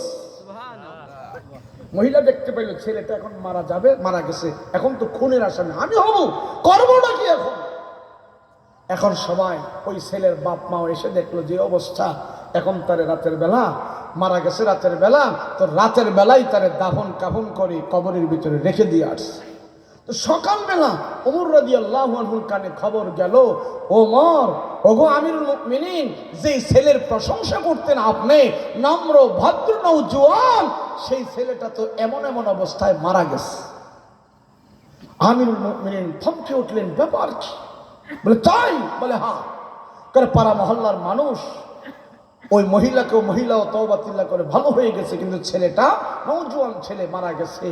হযরত ওমর দল বল সবাইকে বলতেছে, চলো সবাই চলো, আমরা ওই ছেলের জানাজা দিব আজকে যায়া, চলো। হযরত ওমর সবাইকে নিয়ে দল বল নিয়ে ওই ছেলের বাড়িতে রওনা দিয়েছে। হাঁটতে যখন ওই পবিত্র নওজোয়ান যুবকের বাড়িতে গেল, তার মা বাবাকে জিজ্ঞেস করলো, আপনার পবিত্র সন্তানটা কোথায়, তার লাশটা কোথায়, দেন আমরা জানাজার নামাজ পড়াবো, আমি ওমর তার জানাজা পড়াইতে চাই। তখন তার মা বাবা বলল, ওগো আমিরুল মুমিনিন, আমার ছেলে যখন ইন্তেকাল করেছে আমরা বেশিক্ষণ তার জমিনের উপরে রাখি নাই, আমরা তারে কবরস্থ করে দিয়ে আসছি। হযরত ওমর আফসোস করে বলে, হায়রে, পবিত্র নওজোয়ান যুবকের জানাজায় আমি ওমর শরীক হতে পারি নাই, বড়ই দুঃখ এবং আফসোসের বিষয়। হযরত ওমর তার মা বাবাকে বলে, জানাজা পাই নাই আফসোস, তবে তোমার সন্তানের কবরটা একটু আমাকে দেখায় দাও, আমি ওমর এই পবিত্র যুবকের কবরটা একটু জিয়ারত করে যেতে চাই। ওই নওজোয়ান যুবকদের মা বাবা হযরত ওমরকে ধরে কবরের কাছে নিয়ে গেল। হযরত ওমর দল বল সহ সবাইকে নিয়ে কবরের পাশে দাঁড়াইয়া কবর জিয়ারত করলো। আর ছেলেটার মৃত্যু যেন পবিত্র অবস্থায় হইল। হযরত ওমর আল্লাহকে ডাক দিয়া, আল্লাহ, এই নওজোয়ান যুবকের যে মৃত্যু হয়েছে, মৃত্যুটা তো একটা কোরআনের আয়াতের সাথে মিলে গেছে। আল্লাহ, তুমি কোরআনের আয়াতের ভিতরে বলেছো, যারা তোমার ভয় নিয়ে মৃত্যুবরণ করে গুনাহ থেকে বেঁচে থাকে, গুনাহ করার সুযোগ আছে, জিনা করার সুযোগ আছে, সব করার সুযোগ আছে, তোমার নাফরমানি করার সুযোগ আছে। নাফরমানি করার সুযোগ থাকা সত্ত্বেও তোমাকে ভয় করেছে, কিন্তু ওই অবস্থায় মারা যায়, নাফরমানি করে না। ওই সমস্ত ব্যক্তির জন্য আল্লাহ তুমি কোরআনে ঘোষণা করেছো, ওলিমান খাফা মাকাম রাব্বিহি জান্নাতান। আল্লাহ, যারা তোমার ভয় নিয়ে দুনিয়ার জমিন থেকে বিদায় হয়ে মৃত্যুবরণ করে তাদেরকে আল্লাহ তুমি দুইটা পুরস্কার দিবা, দুইটা জান্নাত দিয়া তাদেরকে পুরস্কৃত করো। না তোমার কোরআনের আয়াতের ভিতরে বলা আছে, আমি ওমর জানতে চাই এই যে ছেলেটা মৃত্যুবরণ করেছে ওই সুন্দরী মহিলার লোভনীয় অফার থেকে হেফাজত হয়ে সে মৃত্যুবরণ করেছে। আল্লাহ, তোমার ভয় নিয়ে দুনিয়ার জমিন থেকে সে বিদায় হয়েছে, তুমি কি কোরআনের আয়াতের ওয়াদা পুরা করছো কিনা আমি ওমর একটু জানতে চাই। তারে তুমি কয়টা জান্নাত দিছো, তার সাথে তোমার ওয়াদা কেমন পুরা হয়েছে আমি ওমর না জানা পর্যন্ত কবরের কাছ থেকে আমি সরব না। আল্লাহ আমারে জানাই দাও। হযরত ওমর এমন একজন মানুষ যে আল্লাহর দরবারে কোনো কিছু চাইলে আল্লাহ ফেরত দেয় না। হযরত ওমরের কথায় কোরআনে কারীমের ২৪ জায়গায় আয়াত নাজিল হয়েছে। সুবহানাল্লাহ। কেমন ওমর? ওমরকে কেন্দ্র করে আল্লাহ পাক দুনিয়াতে কোরআনে কারীমের ভিতরে ১৪ জায়গায় আয়াত নাজিল করেছে, ২৪ জায়গায় আয়াত নাজিল করেছে। কত দামি! আমাদের রমজানের রোজা ছিল ২৪ ঘন্টা। কয় ঘন্টা জোরে? ২৪ ঘন্টা থেকে এশারের নামাজের পরে ইফতারির পরে হযরত ওমর রাদিয়াল্লাহু আনহু একটা আমল করছে ভুল ক্রমে আমল করার কারণে আল্লাহ এটা পছন্দ করেছে। আল্লাহ পছন্দ করে সে আমলটাকে কেন্দ্র করে আমাদেরকে ওই সময় পর্যন্ত রোজা দিয়েছে, মাগরিব থেকে নিয়ে শবে সাদিক পর্যন্ত। হযরত ওমরের কারণে আমরা 12 ঘন্টার রোজা পাইলাম, না হয় 24 ঘন্টায় আমাদের রোজা থাকতো। এটারও আজ আরেকদিন অন্য জায়গায় হবে। কিন্তু জেনে রাখেন, ওমর রাদিয়াল্লাহু আনহুকে কেন্দ্র করে করে এত ভালোবাসছেন আল্লাহ, কোরআনে কারীমের ২৪ জায়গায় ওমরের কথায় আল্লাহ আয়াত নাজিল করে। আমার রাসূল সাল্লাল্লাহু আলাইহি সাল্লাম বলেন, আমার পরে যদি কেউ নবী হইতো আল্লাহ পাক ওমরকে নবী বানায়া পাঠাইতো। কত দামি কথা! হযরত ওমর রাদিয়াল্লাহু আনহু কবরের পাশে দাঁড়িয়ে বলে, আল্লাহ, তোমার এই নওজোয়ান যুবক বান্দা দুনিয়ার জমিন থেকে যেই দুশ্চরিত্র নারী লোভনীয় অফার দিয়েছে সেটা গ্রহণ করে নাই, তোমার ভয় নিয়ে দুনিয়ার জমিন থেকে বিদায় হয়ে গেছে। তুমি কোরআনে কারীমের আয়াতের ভিতরে বলেছো, গো আল্লাহ, যারা তোমার ভয় নিয়ে দুনিয়ার জমিন থেকে বিদায় হয় তাদেরকে একটা জান্নাত দিবা না, দুইটা জান্নাত দিয়া তুমি আল্লাহ পুরস্কৃত করবা। এই নওজোয়ান যুবককে তুমি কয়টা জান্নাত দিছো আমি ওমর একটু জানতে চাই। এই যুবকের সাথে তুমি কেমন ওয়াদা পুরা করেছো আমাকে তুমি জানায় দাও। তাফসীরের ভিতরে বর্ণনা করেন, আল্লাহর পয়গম্বরের সাহাবী হযরত ওমর কবরের পাশে দাঁড়িয়ে আছে। ওমর যখন বারবার বলতেছে আর কোরআনের আয়াত পড়তেছে, ওলিমান খাফা মাকাম রাব্বিহি জান্নাতান, ওলিমান খাফা মাকাম রাব্বিহি জান্নাতান, এই আয়াত ওমর কবরের পাশে দাঁড়া বারবার পড়তেছেন। আল্লাহ, এই আয়াতের সাথে আর যুবকের মৃত্যুর সাথে মিলে গেছে। এই যুবককে তুমি কয়টা জান্নাত দিছো আমাকে জানায় দাও, তোমার ওয়াদা তুমি পুরা করছো কিনা আমাকে জানায় দাও। হযরত ওমর বারবার যখন আল্লাহর কাছে অভিযোগ করতেছে আর জানতে চাইতেছে, আল্লাহর দরবারে ওমরের বায়না ধরাটা আল্লাহ গ্রহণ করে নিয়েছে। কবরের মাটিগুলো দেখতেছেন, হযরত ওমর দু পাশের মাটিগুলো সরিয়ে গিয়েছে আর যুবকের চেহারা ওমরের চেহারা এক বরাবর হয়ে গেছে। ওই যুবক কবর থেকে ভিতর থেকে আওয়াজ করে বলতেছেন, ওগো ওমর, আমি পবিত্র যৌবন নিয়ে আমি কবরের ভিতরে আসছি। আল্লাহ তাআলা কোরআনে হাকিমে যে ওয়াদা করেছে আমাকে আল্লাহ শোনায় দিয়েছে, আমার জন্য আল্লাহ দুইটা জান্নাত ওয়াক্ফ করে দিয়েছে।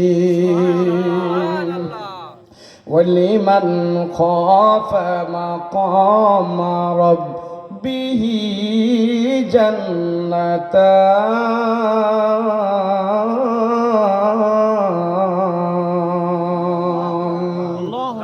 এই আয়াত নাযিল এই আয়াত যে বলে দিয়েছে আল্লাহ, যারা আল্লাহকে ভয় করবি, আল্লাহর ভয়, জিনা করবে না, সুন্দরী নারী হে।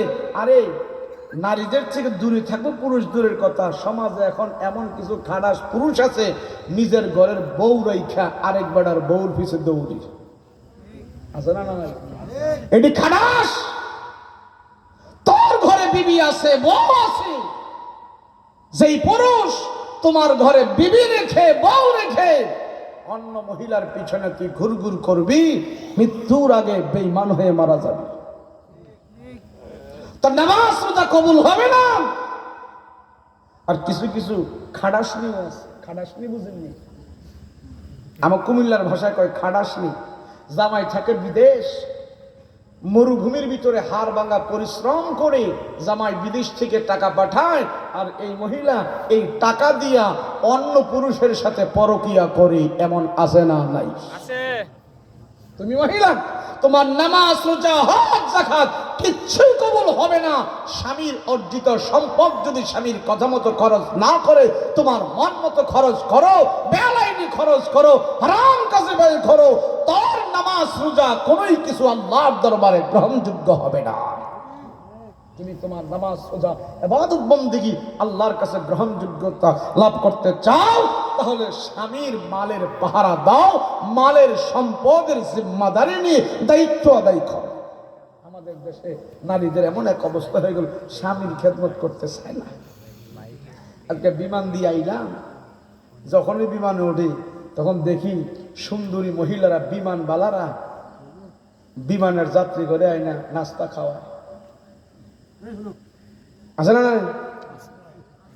পরে খাওয়ার পরে এভাবে জুডা হয়, খালি পানির বোতল হয়, এটা হয়, এগুলো আবার টোকায় টোকায় নিয়ে বস্তার ভিতরে ভরে, আছে না? না আছে। তো বিমানের ভিতরে এসে যাত্রীদেরকে পানি খাওয়াও, বিমানের ভিতরে যাত্রীদেরকে চা খাওয়াও, পুরুষদেরকে চা খাওয়াও, পুরুষদেরকে নাস্তা খাওয়াও। ঘরের ভিতরে যে এক পুরুষ আছে, হের খেদমত এমনি করেনি, কথা কয় না? না। নিজের স্বামীর খেদমত করতে পারে না, বিমানে ওইটা আরেকবার ঝাগা হইতে মজা লাগে। এ হলো নারী জাতি। ঠিক। কিছু কিছু নারী জাতি আছে দোকানপাটে কর্ম করতেছে, চাকরি করতেছে, ওখানে যে খুব সুন্দর মতন দায়িত্ব ডিউটি পালন করতেছে কটা পয়সার জন্য, আর যে স্বামী হাড় ভাঙা পরিশ্রম করে পয়সা দিচ্ছে তার কোনো খেদমতের খবর নাই, কথা কোন ঠিক? ঠিক। হায় হায় মানুষ। রসুল বলছেন, তোমার স্বামী, যেই নারী তার স্বামীর মূল্য বোঝে না, সে নিজের মূল্যও বোঝে না। ঠিক। সারা দুনিয়ার পুরুষ যদি, স্বামী যদি টাকা পয়সা ভরণ পোষণ নারীদেরকে বন্ধ করে দেয়, নারীরা করতে খাইবে? রাস্তা আছে? কথা কয় না। তারা কি নিজে নিজে সবকিছু পারবে? পারবে না। সেজন্য নারী জাতির জন্য বড় সম্পদ হলো তার স্বামী, কথা কোন ঠিক কিনা? তার স্বামী। আমার আগে যিনি বয়ান করছিল, বিবি রহিমার আইয়ুব নবীর ওয়াজ করছে না, বিবি রহিমা বুঝছে যে স্বামী যে কি দাম। স্বামী, বিবি রহিমার সাথে আরো 3টা সতীন ছিল, 4টা স্ত্রী ছিল। এই আইয়ুব আলাইহিস সালাম যখন কিরায় ধরছে, পোকা মাকড় সব খেয়ে ফেলছে, 3টা স্বামী আইয়ুব নবীর বলছে, আমাদেরকে তালাক দাও, আমাদেরকে এক্ষুনি তালাক দাও। তো আইয়ুব নবী কান্না করে বলতেছে, হায় হায়, তোমরা আমার দুঃসময় চলে যাইবা। স্বামীর দুঃসময় তো সবাই চলে গেল, বিবিরা পাশে থাকে। তো 3টা স্বামী, 3টা বিবি বলতেছে, আমরা তোমার পাশে থাকবো না, তোমার শরীরের দুর্গন্ধে পচায় আমাদের চলে যাব, স্বইচ্ছাই তুমি আমাদেরকে তালাক দাও, আমরা অন্য জায়গায় গিয়ে বাসস্থান করবো। তো আইয়ুব নবী বাধ্য হইয়া এই 3টা স্বামীর 3টা স্ত্রীর তালাক দিয়ে দিছে। তো আইয়ুব নবী পায়ের কাছে দেখে একটা বিবি বসা আছে। তো জিজ্ঞেস করলো, কি রহিমা, 3 জনে চলে গেল, তুমি তো বসে রইলা, কারণ কি? তুমিও চলে যাও, আমি তো গরিব হয়ে গেছি, নিঃস্ব হয়ে গেছি, তুমি চলে যাও, যা করার আমার আল্লাহ আমারে করবে। তো বিবি রহিমা জবাব দিছিল, স্বামী, ওই বিবিদের মতন তো আমি না, আমি নবীর পরিবার থেকে আসছি। আমার বাবার নাম হলো ইউসুফ আলাইহিস সালাতু ওয়াস সালাম, আমার দাদার নাম হলো ইয়াকুব আলাইহিস সালাতু ওয়াস সালাম। আমি নবীর বংশ থেকে আমি আসছি, আমি নবীর মেয়ে হয়ে আসছি। আমার বাবা দাদা আমাকে শিখিয়েছে স্বামীর অভাবের সময়ও স্বামীর কাছে থাকবে, স্বামীকে সেবা করবে। স্বামীর অভাবের সময় থেকে যদি তুমি স্বামীকে একটু সাহস দাও, স্বামীর পাশে তুমি থাকো, আল্লাহ এই আমলগুলো নোট করে রাখবে। এই অবস্থার জন্য আল্লাহ তোমাকে জান্নাতের মালিক বানিয়ে দেবে। স্বামী, আমি তো অন্যান্য মহিলাদের মতো না, আমি আপনাকে ছেড়ে যাব না, আপনার শেষ পর্যন্ত থাকব। আমার তো শরীর ভালো আছে, আমি শেষ পর্যন্ত, আমি যতক্ষণ ভালো থাকি আপনার অসুস্থ শরীরের সেবা আমি বিবি রহিমা করেই যাব, করেই যাব। হলো আল্লাহ পাক আমাকে আপনাকে যদি সুযোগ দেয়, আমাকে আপনাকে যদি আল্লাহ পাক এই পরিবেশ, এই পরিস্থিতির ভিতরে রাখে, দেখেন না শুনতেছি অভাব হবে, দেশে কফাত হবে, দুর্ভিক্ষ হবে। এখনই অনেক মানুষের মন ছোট হয়ে গেছে। আরে না, দুর্ভিক্ষ কিসের, অভাব কিসের? মুহূর্তের ভিতরে অভাব আল্লাহ দূর করে দিতে পারে। কথা বলেন ঠিক কিনা? কিসের অভাব? এই অভাবের ভয় শয়তানে দেখায়, শয়তানে দেখায়। আমরা অভাব বিশ্বাস করব না, আল্লাহর কাছে আমরা ভরসা রাখবো। আল্লাহ তোমার কাছে কোনো অভাব নাই। কথা বলেন ঠিক কিনা? আল্লাহ আমাদেরকে হেফাজত করেন, বলেন আমিন। আল্লাহ আমাদের জানে মালে বরকত দেন, বলেন আমিন। এই মধ্যরাত, গভীর রাত, আমরা যদি এখন দোয়া করি তো আল্লাহ পাক, জি আমরা দোয়া করব। শোনেন, উঠেন না কেউ, বসুন, দোয়া হবে। দোয়া আমরা এই জন্য করব যে দোয়া ছাড়া আমাদের তেমন কিছু নাই। দোয়াই হইল আমাদের এখন বড় হাতিয়ার। কথা বলেন ঠিক কিনা? দোয়াই হলো আমাদের সবচেয়ে বড় কিছু। দোয়ার দ্বারা যা হয়, মালের দ্বারা চা হয় না। দোয়ার দ্বারা যা হয়, পয়সার দ্বারা চা হয় না। দোয়ার দ্বারা যা হয়, ক্ষমতার দ্বারা তা হয় না। দোয়ার দ্বারা যা হয়, বাকি অন্য কিছু দিয়ে তা হয় না। সেজন্য বেশি বেশি আল্লাহর কাছে দোয়া করবেন। আল্লাহ আমাদেরকে কবুল করেন, বলেন আমিন। আলহামদুলিল্লাহ, দীর্ঘ সময় হযরতের আলোচনা শুনতেছিলাম। দোয়ার ঠিক আগ মুহূর্তে আমরা আমাদের সকলের পক্ষ থেকে আপনাদের কাছ থেকে 2 মিনিট সময় নিয়ে সভাপতি সাহেবকে আমাদের উদ্দেশ্যে 2-4 কথা বলার জন্য অনুরোধ করতেছি।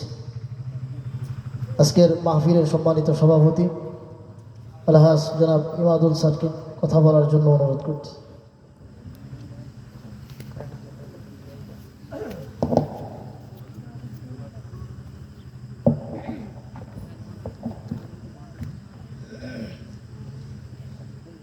বিসমিল্লাহির রহমানির রহিম। আসসালামু আলাইকুম ওয়া রাহমাতুল্লাহি ওয়া বারাকাতুহু। ওয়ালাইকুম আসসালাম।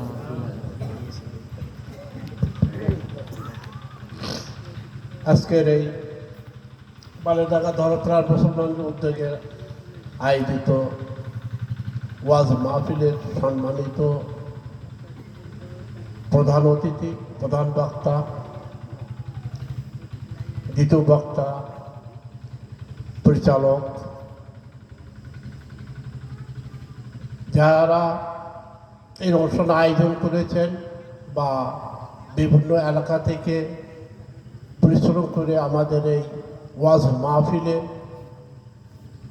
এসে আমাদের ওয়াজ মাহফিলকে প্রাণবন্ত করেছেন, এই জন্য আমরা আল্লাহর কাছে শুকরানা আদায় করি। আলহামদুলিল্লাহ, শুকর আলহামদুলিল্লাহ।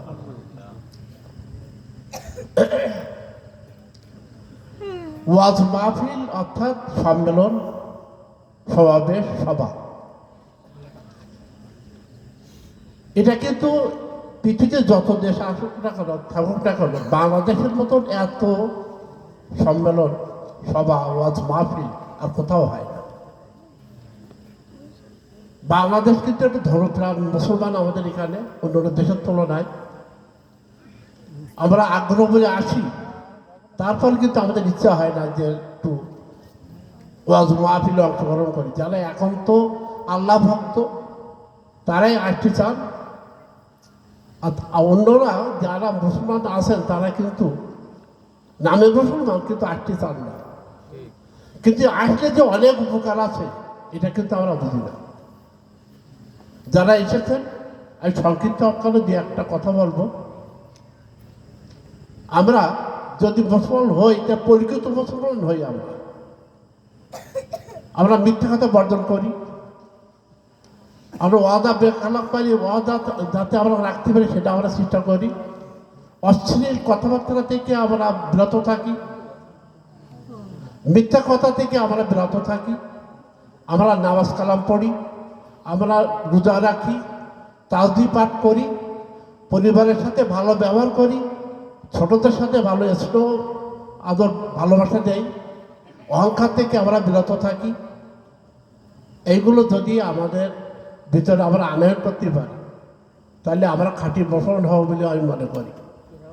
আমরা একজন বলছিলেন দেশ আমাদের কি দিয়েছে এটা কৈফিয়ত না করে আমি দেশকে কি দিয়েছি এইটা আমরা চেষ্টা করি।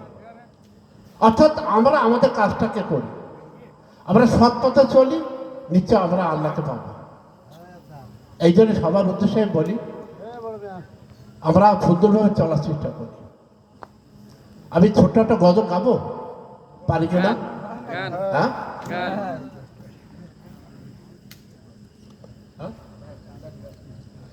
হারিয়ে যাব একদিন আমি, রব নয় ভুবনে চিরদিন। হারিয়ে যাব একদিন আমি, রব নয় ভুবনে চিরদিন। ক্ষমা করে দিও তোমরা আমার, ক্ষমা করে দিও তোমরা আমার, ভুল করে থাকি যদি কোনদিন।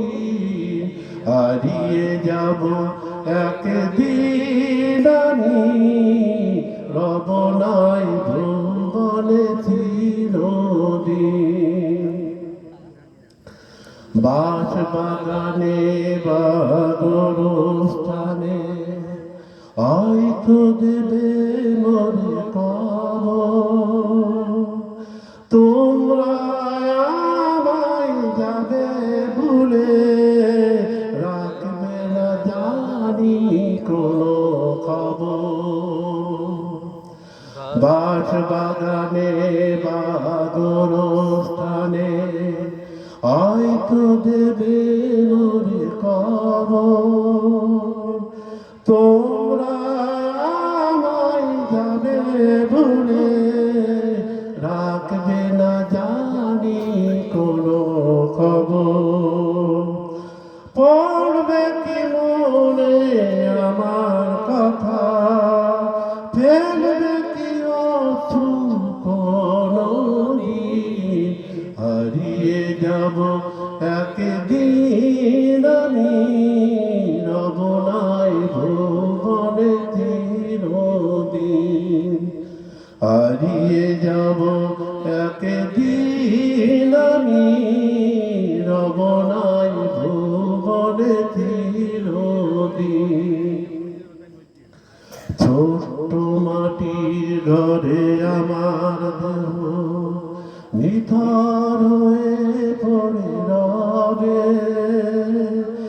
আধার কবরে আলোর প্রদীপ কেহ নাহি কবু জ্বালবে।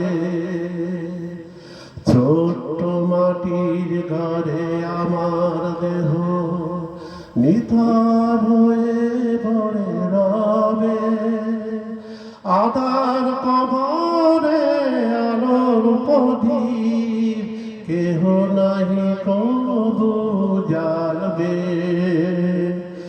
থাকবে না কেউ জানি আমার পাশে, কাটাবো একাকী রাত্রি দিন। হারিয়ে যাব একদিন আমি, রব নাই ভুবনে চিরদিন। হারিয়ে যাব একদিন আমি, রব নাই ভুবনে চিরদিন। হারিয়ে যাব একদিন আমি রবনায় ভুবনে চিরদিন। মারহাবা মারহাবা। আপনাদের দোয়ায় গজলটা গাওয়ার চেষ্টা করেছি, কখনো গাইনি, এই প্রথম গজল কালাম। দোয়া করবেন আরও যেন গজল আয়ত্ত করতে পারি, আপনাদেরকে যেন শোনাতে পারি, সে তৌফিক যেন আল্লাহ আমাকে দেন। সবাই ভালো থাকুন, সুস্থ থাকুন, সুন্দর থাকুন। এবার আমাদের দোয়া দোয়া অনুষ্ঠান হবে, আপনারা সবাই বসে যান, দোয়া অনুষ্ঠান হচ্ছে।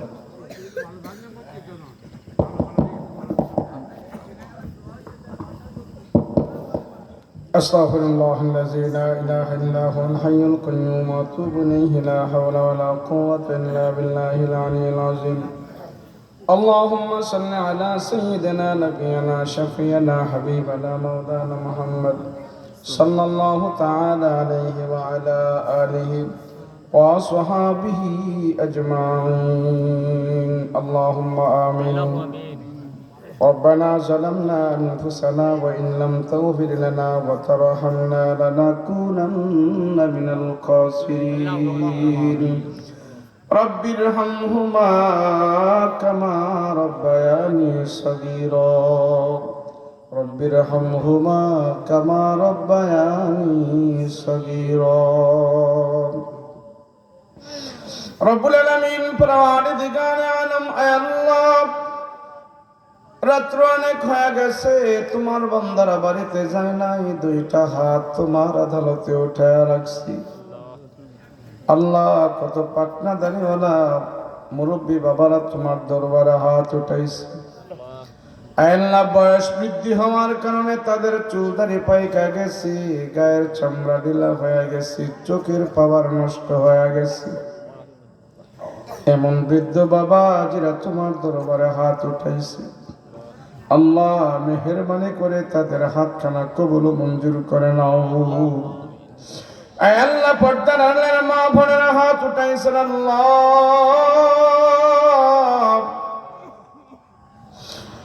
প্রত্যেকের মনের খবর তোমার কাছে আছে,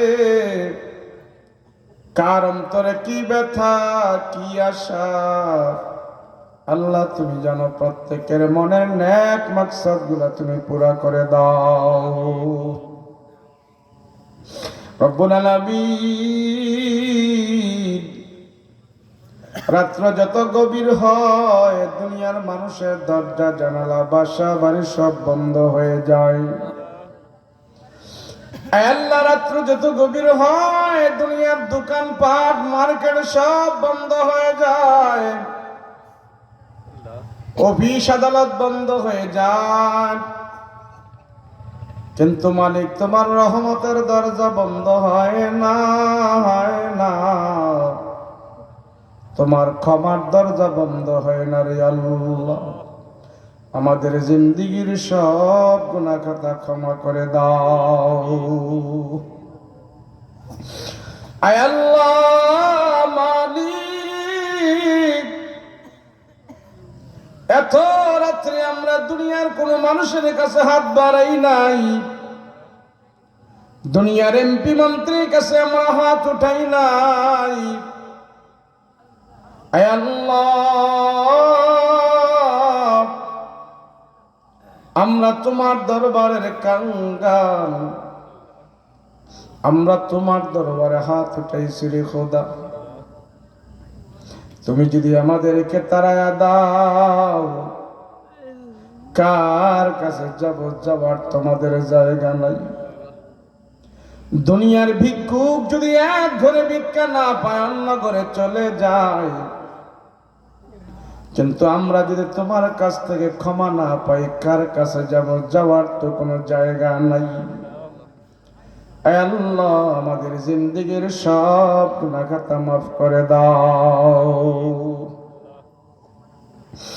রব্বুল আলামিন। পরওয়ারদিগার আলম আল্লাহ অনেক ভাই দোয়া চেয়েছেন, অনেক বোন দোয়া চেয়েছে গো আল্লাহ। অনেক ভাই অসুস্থ আছে, অনেক বোন অসুস্থ আছে, আল্লাহ তুমি সুস্থ করে দাও, শেফায়ে আজলা কামেলা দান করে দাও। আল্লাহ মনের নেক মাকসাদ গুলা তুমি পুরা করে দাও। আয় আল্লাহ মাহফিল যারা দিয়েছি, আয়োজন করেছি, আয় আল্লাহ কষ্ট করে মেহনত করে টাকা দিয়ে, শ্রম দিয়ে, বুদ্ধি দিয়ে, সময় দিয়ে, পরামর্শ দিয়ে যে যেভাবে আল্লাহ দিনের মাহফিলের জন্য সহযোগিতা করেছে, আল্লাহ তাদের সহযোগিতা তুমি নাজাতের উসিলা বানায় দাও। এতক্ষণ পর্যন্ত আল্লাহ যারা বসেছিল সর্বপ্রকারের গুনাহ থেকে তারা মুক্ত ছিল। আল্লাহ মাহফিলের উসিলায় আমরা সবাই গুনাহ থেকে মুক্ত ছিলাম গো আল্লাহ। তুমি আমাদের এই গুনাহ মুক্ত জীবনকে নাজাতের উসিলা বানায় দাও। আয় আল্লাহ মজলিসে এমন সন্তান আছে তার মা নাই, তার বাবা নাই, এমন সন্তান এখানে হাত উঠাইছে। আয় আল্লাহ এই হাত দিয়া তার মা বাবারে কবরের ভিতরে রাখছে গো আল্লাহ। এমন সন্তান এখানে আছে তার মা বাবারে নিজের হাত দিয়া কবরের ভিতরে রাখছে। এমন সন্তান এখানে হাত উঠাইল, এ হাত দিয়া তার মা বাবারে কাফনের কাপড় পরাইয়া দিছে, তার মা বাবারে শেষ বিদায়ের গোসল করাইয়া দিছে। আল্লাহ ওই মা বাবার কবরে তুমি আযাব দিও না গো আল্লাহ, আযাব দিও না। মা বাবার কবরের ভিতরে আল্লাহ তুমি আযাব দিও না। মা বাবার কবরের ভিতরে আল্লাহ তুমি জান্নাতের বিছানা বিছাইয়া দাও। মা বাবার কবরের ভিতরে আল্লাহ তুমি জান্নাতের বাতি জ্বালায়া দাও। আয় আল্লাহ যে সন্তান মা বাবার জন্য দোয়া করে দুহাত উঠায়া, সন্তানের দোয়া তুমি বিফলে দাও না। যে সন্তান মা বাবার জন্য হাত উঠাইল, এই সন্তানের দোয়া আল্লাহ তুমি কবুল করে নাও। আল্লাহ মা বাবাকে তুমি মাফ করে দাও। মা বাবার ঋণ আমরা পরিশোধ করতে পারবো না। মা বাবাদের কাছে আমরা সবাই ঋণী, মা বাবার কাছে আমরা সবাই ঋণী গো আল্লাহ। মা বাবার পর্যাপ্ত পরিমাণ খেদমত করতে আমরা পারি নাই, মা বাবাকে আমরা পর্যাপ্ত পরিমাণ শান্তি দিতে পারি নাই, মা বাবার হক আমরা পুরোপুরিভাবে আদায় করতে পারি নাই। আল্লাহ ওই মা বাবার কবরের ভিতরে তুমি কষ্ট দিও না, কষ্ট দিও না। মা বাবার কবরটা তুমি জান্নাতের সাথে যোগাযোগ করে দাও। আয় আল্লাহ মা বাবা নিজে না খেয়ে আমাদেরকে খাওয়াইছে, নিজে না পড়ে আমাদেরকে পড়াইছে গো আল্লাহ। ওই মা বাবার যদি কষ্ট দাও আমরা সন্তানেরা সহ্য করতে পারবো না। আয় আল্লাহ এলাকার কত মানুষ কবরের ভিতরে ঘুমাইতেছে, কারো মা, কারো ভাই, কারো বোন আয় আল্লাহ কবরের ভিতরে অসহায় হয়ে আছে। আজকের মাহফিলে আমরা তাদের জন্য তোমার কাছে ক্ষমা চাই, তোমার কাছে ক্ষমা চাই। আল্লাহ কবরবাসীদেরকে তুমি কবরের আযাব থেকে মুক্ত করে দাও। আয় আল্লাহ তুমি কবরের আযাব থেকে তাদেরকে মুক্ত করে দাও। কবরের আযাব বড় কঠিন, ভয়ঙ্কর আযাব আল্লাহ আমরা সহ্য করতে পারবো না। আল্লাহ পিতা মাতার কবরে আযাব দিও না,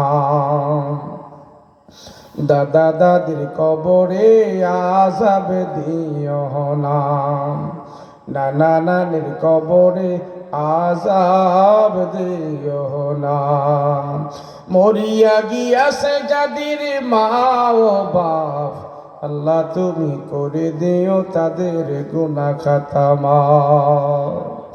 আয় আল্লাহ দুনিয়ার জমিন ছেড়ে আমরা একদিন বিদায় হয়ে যাব। আয় আল্লাহ,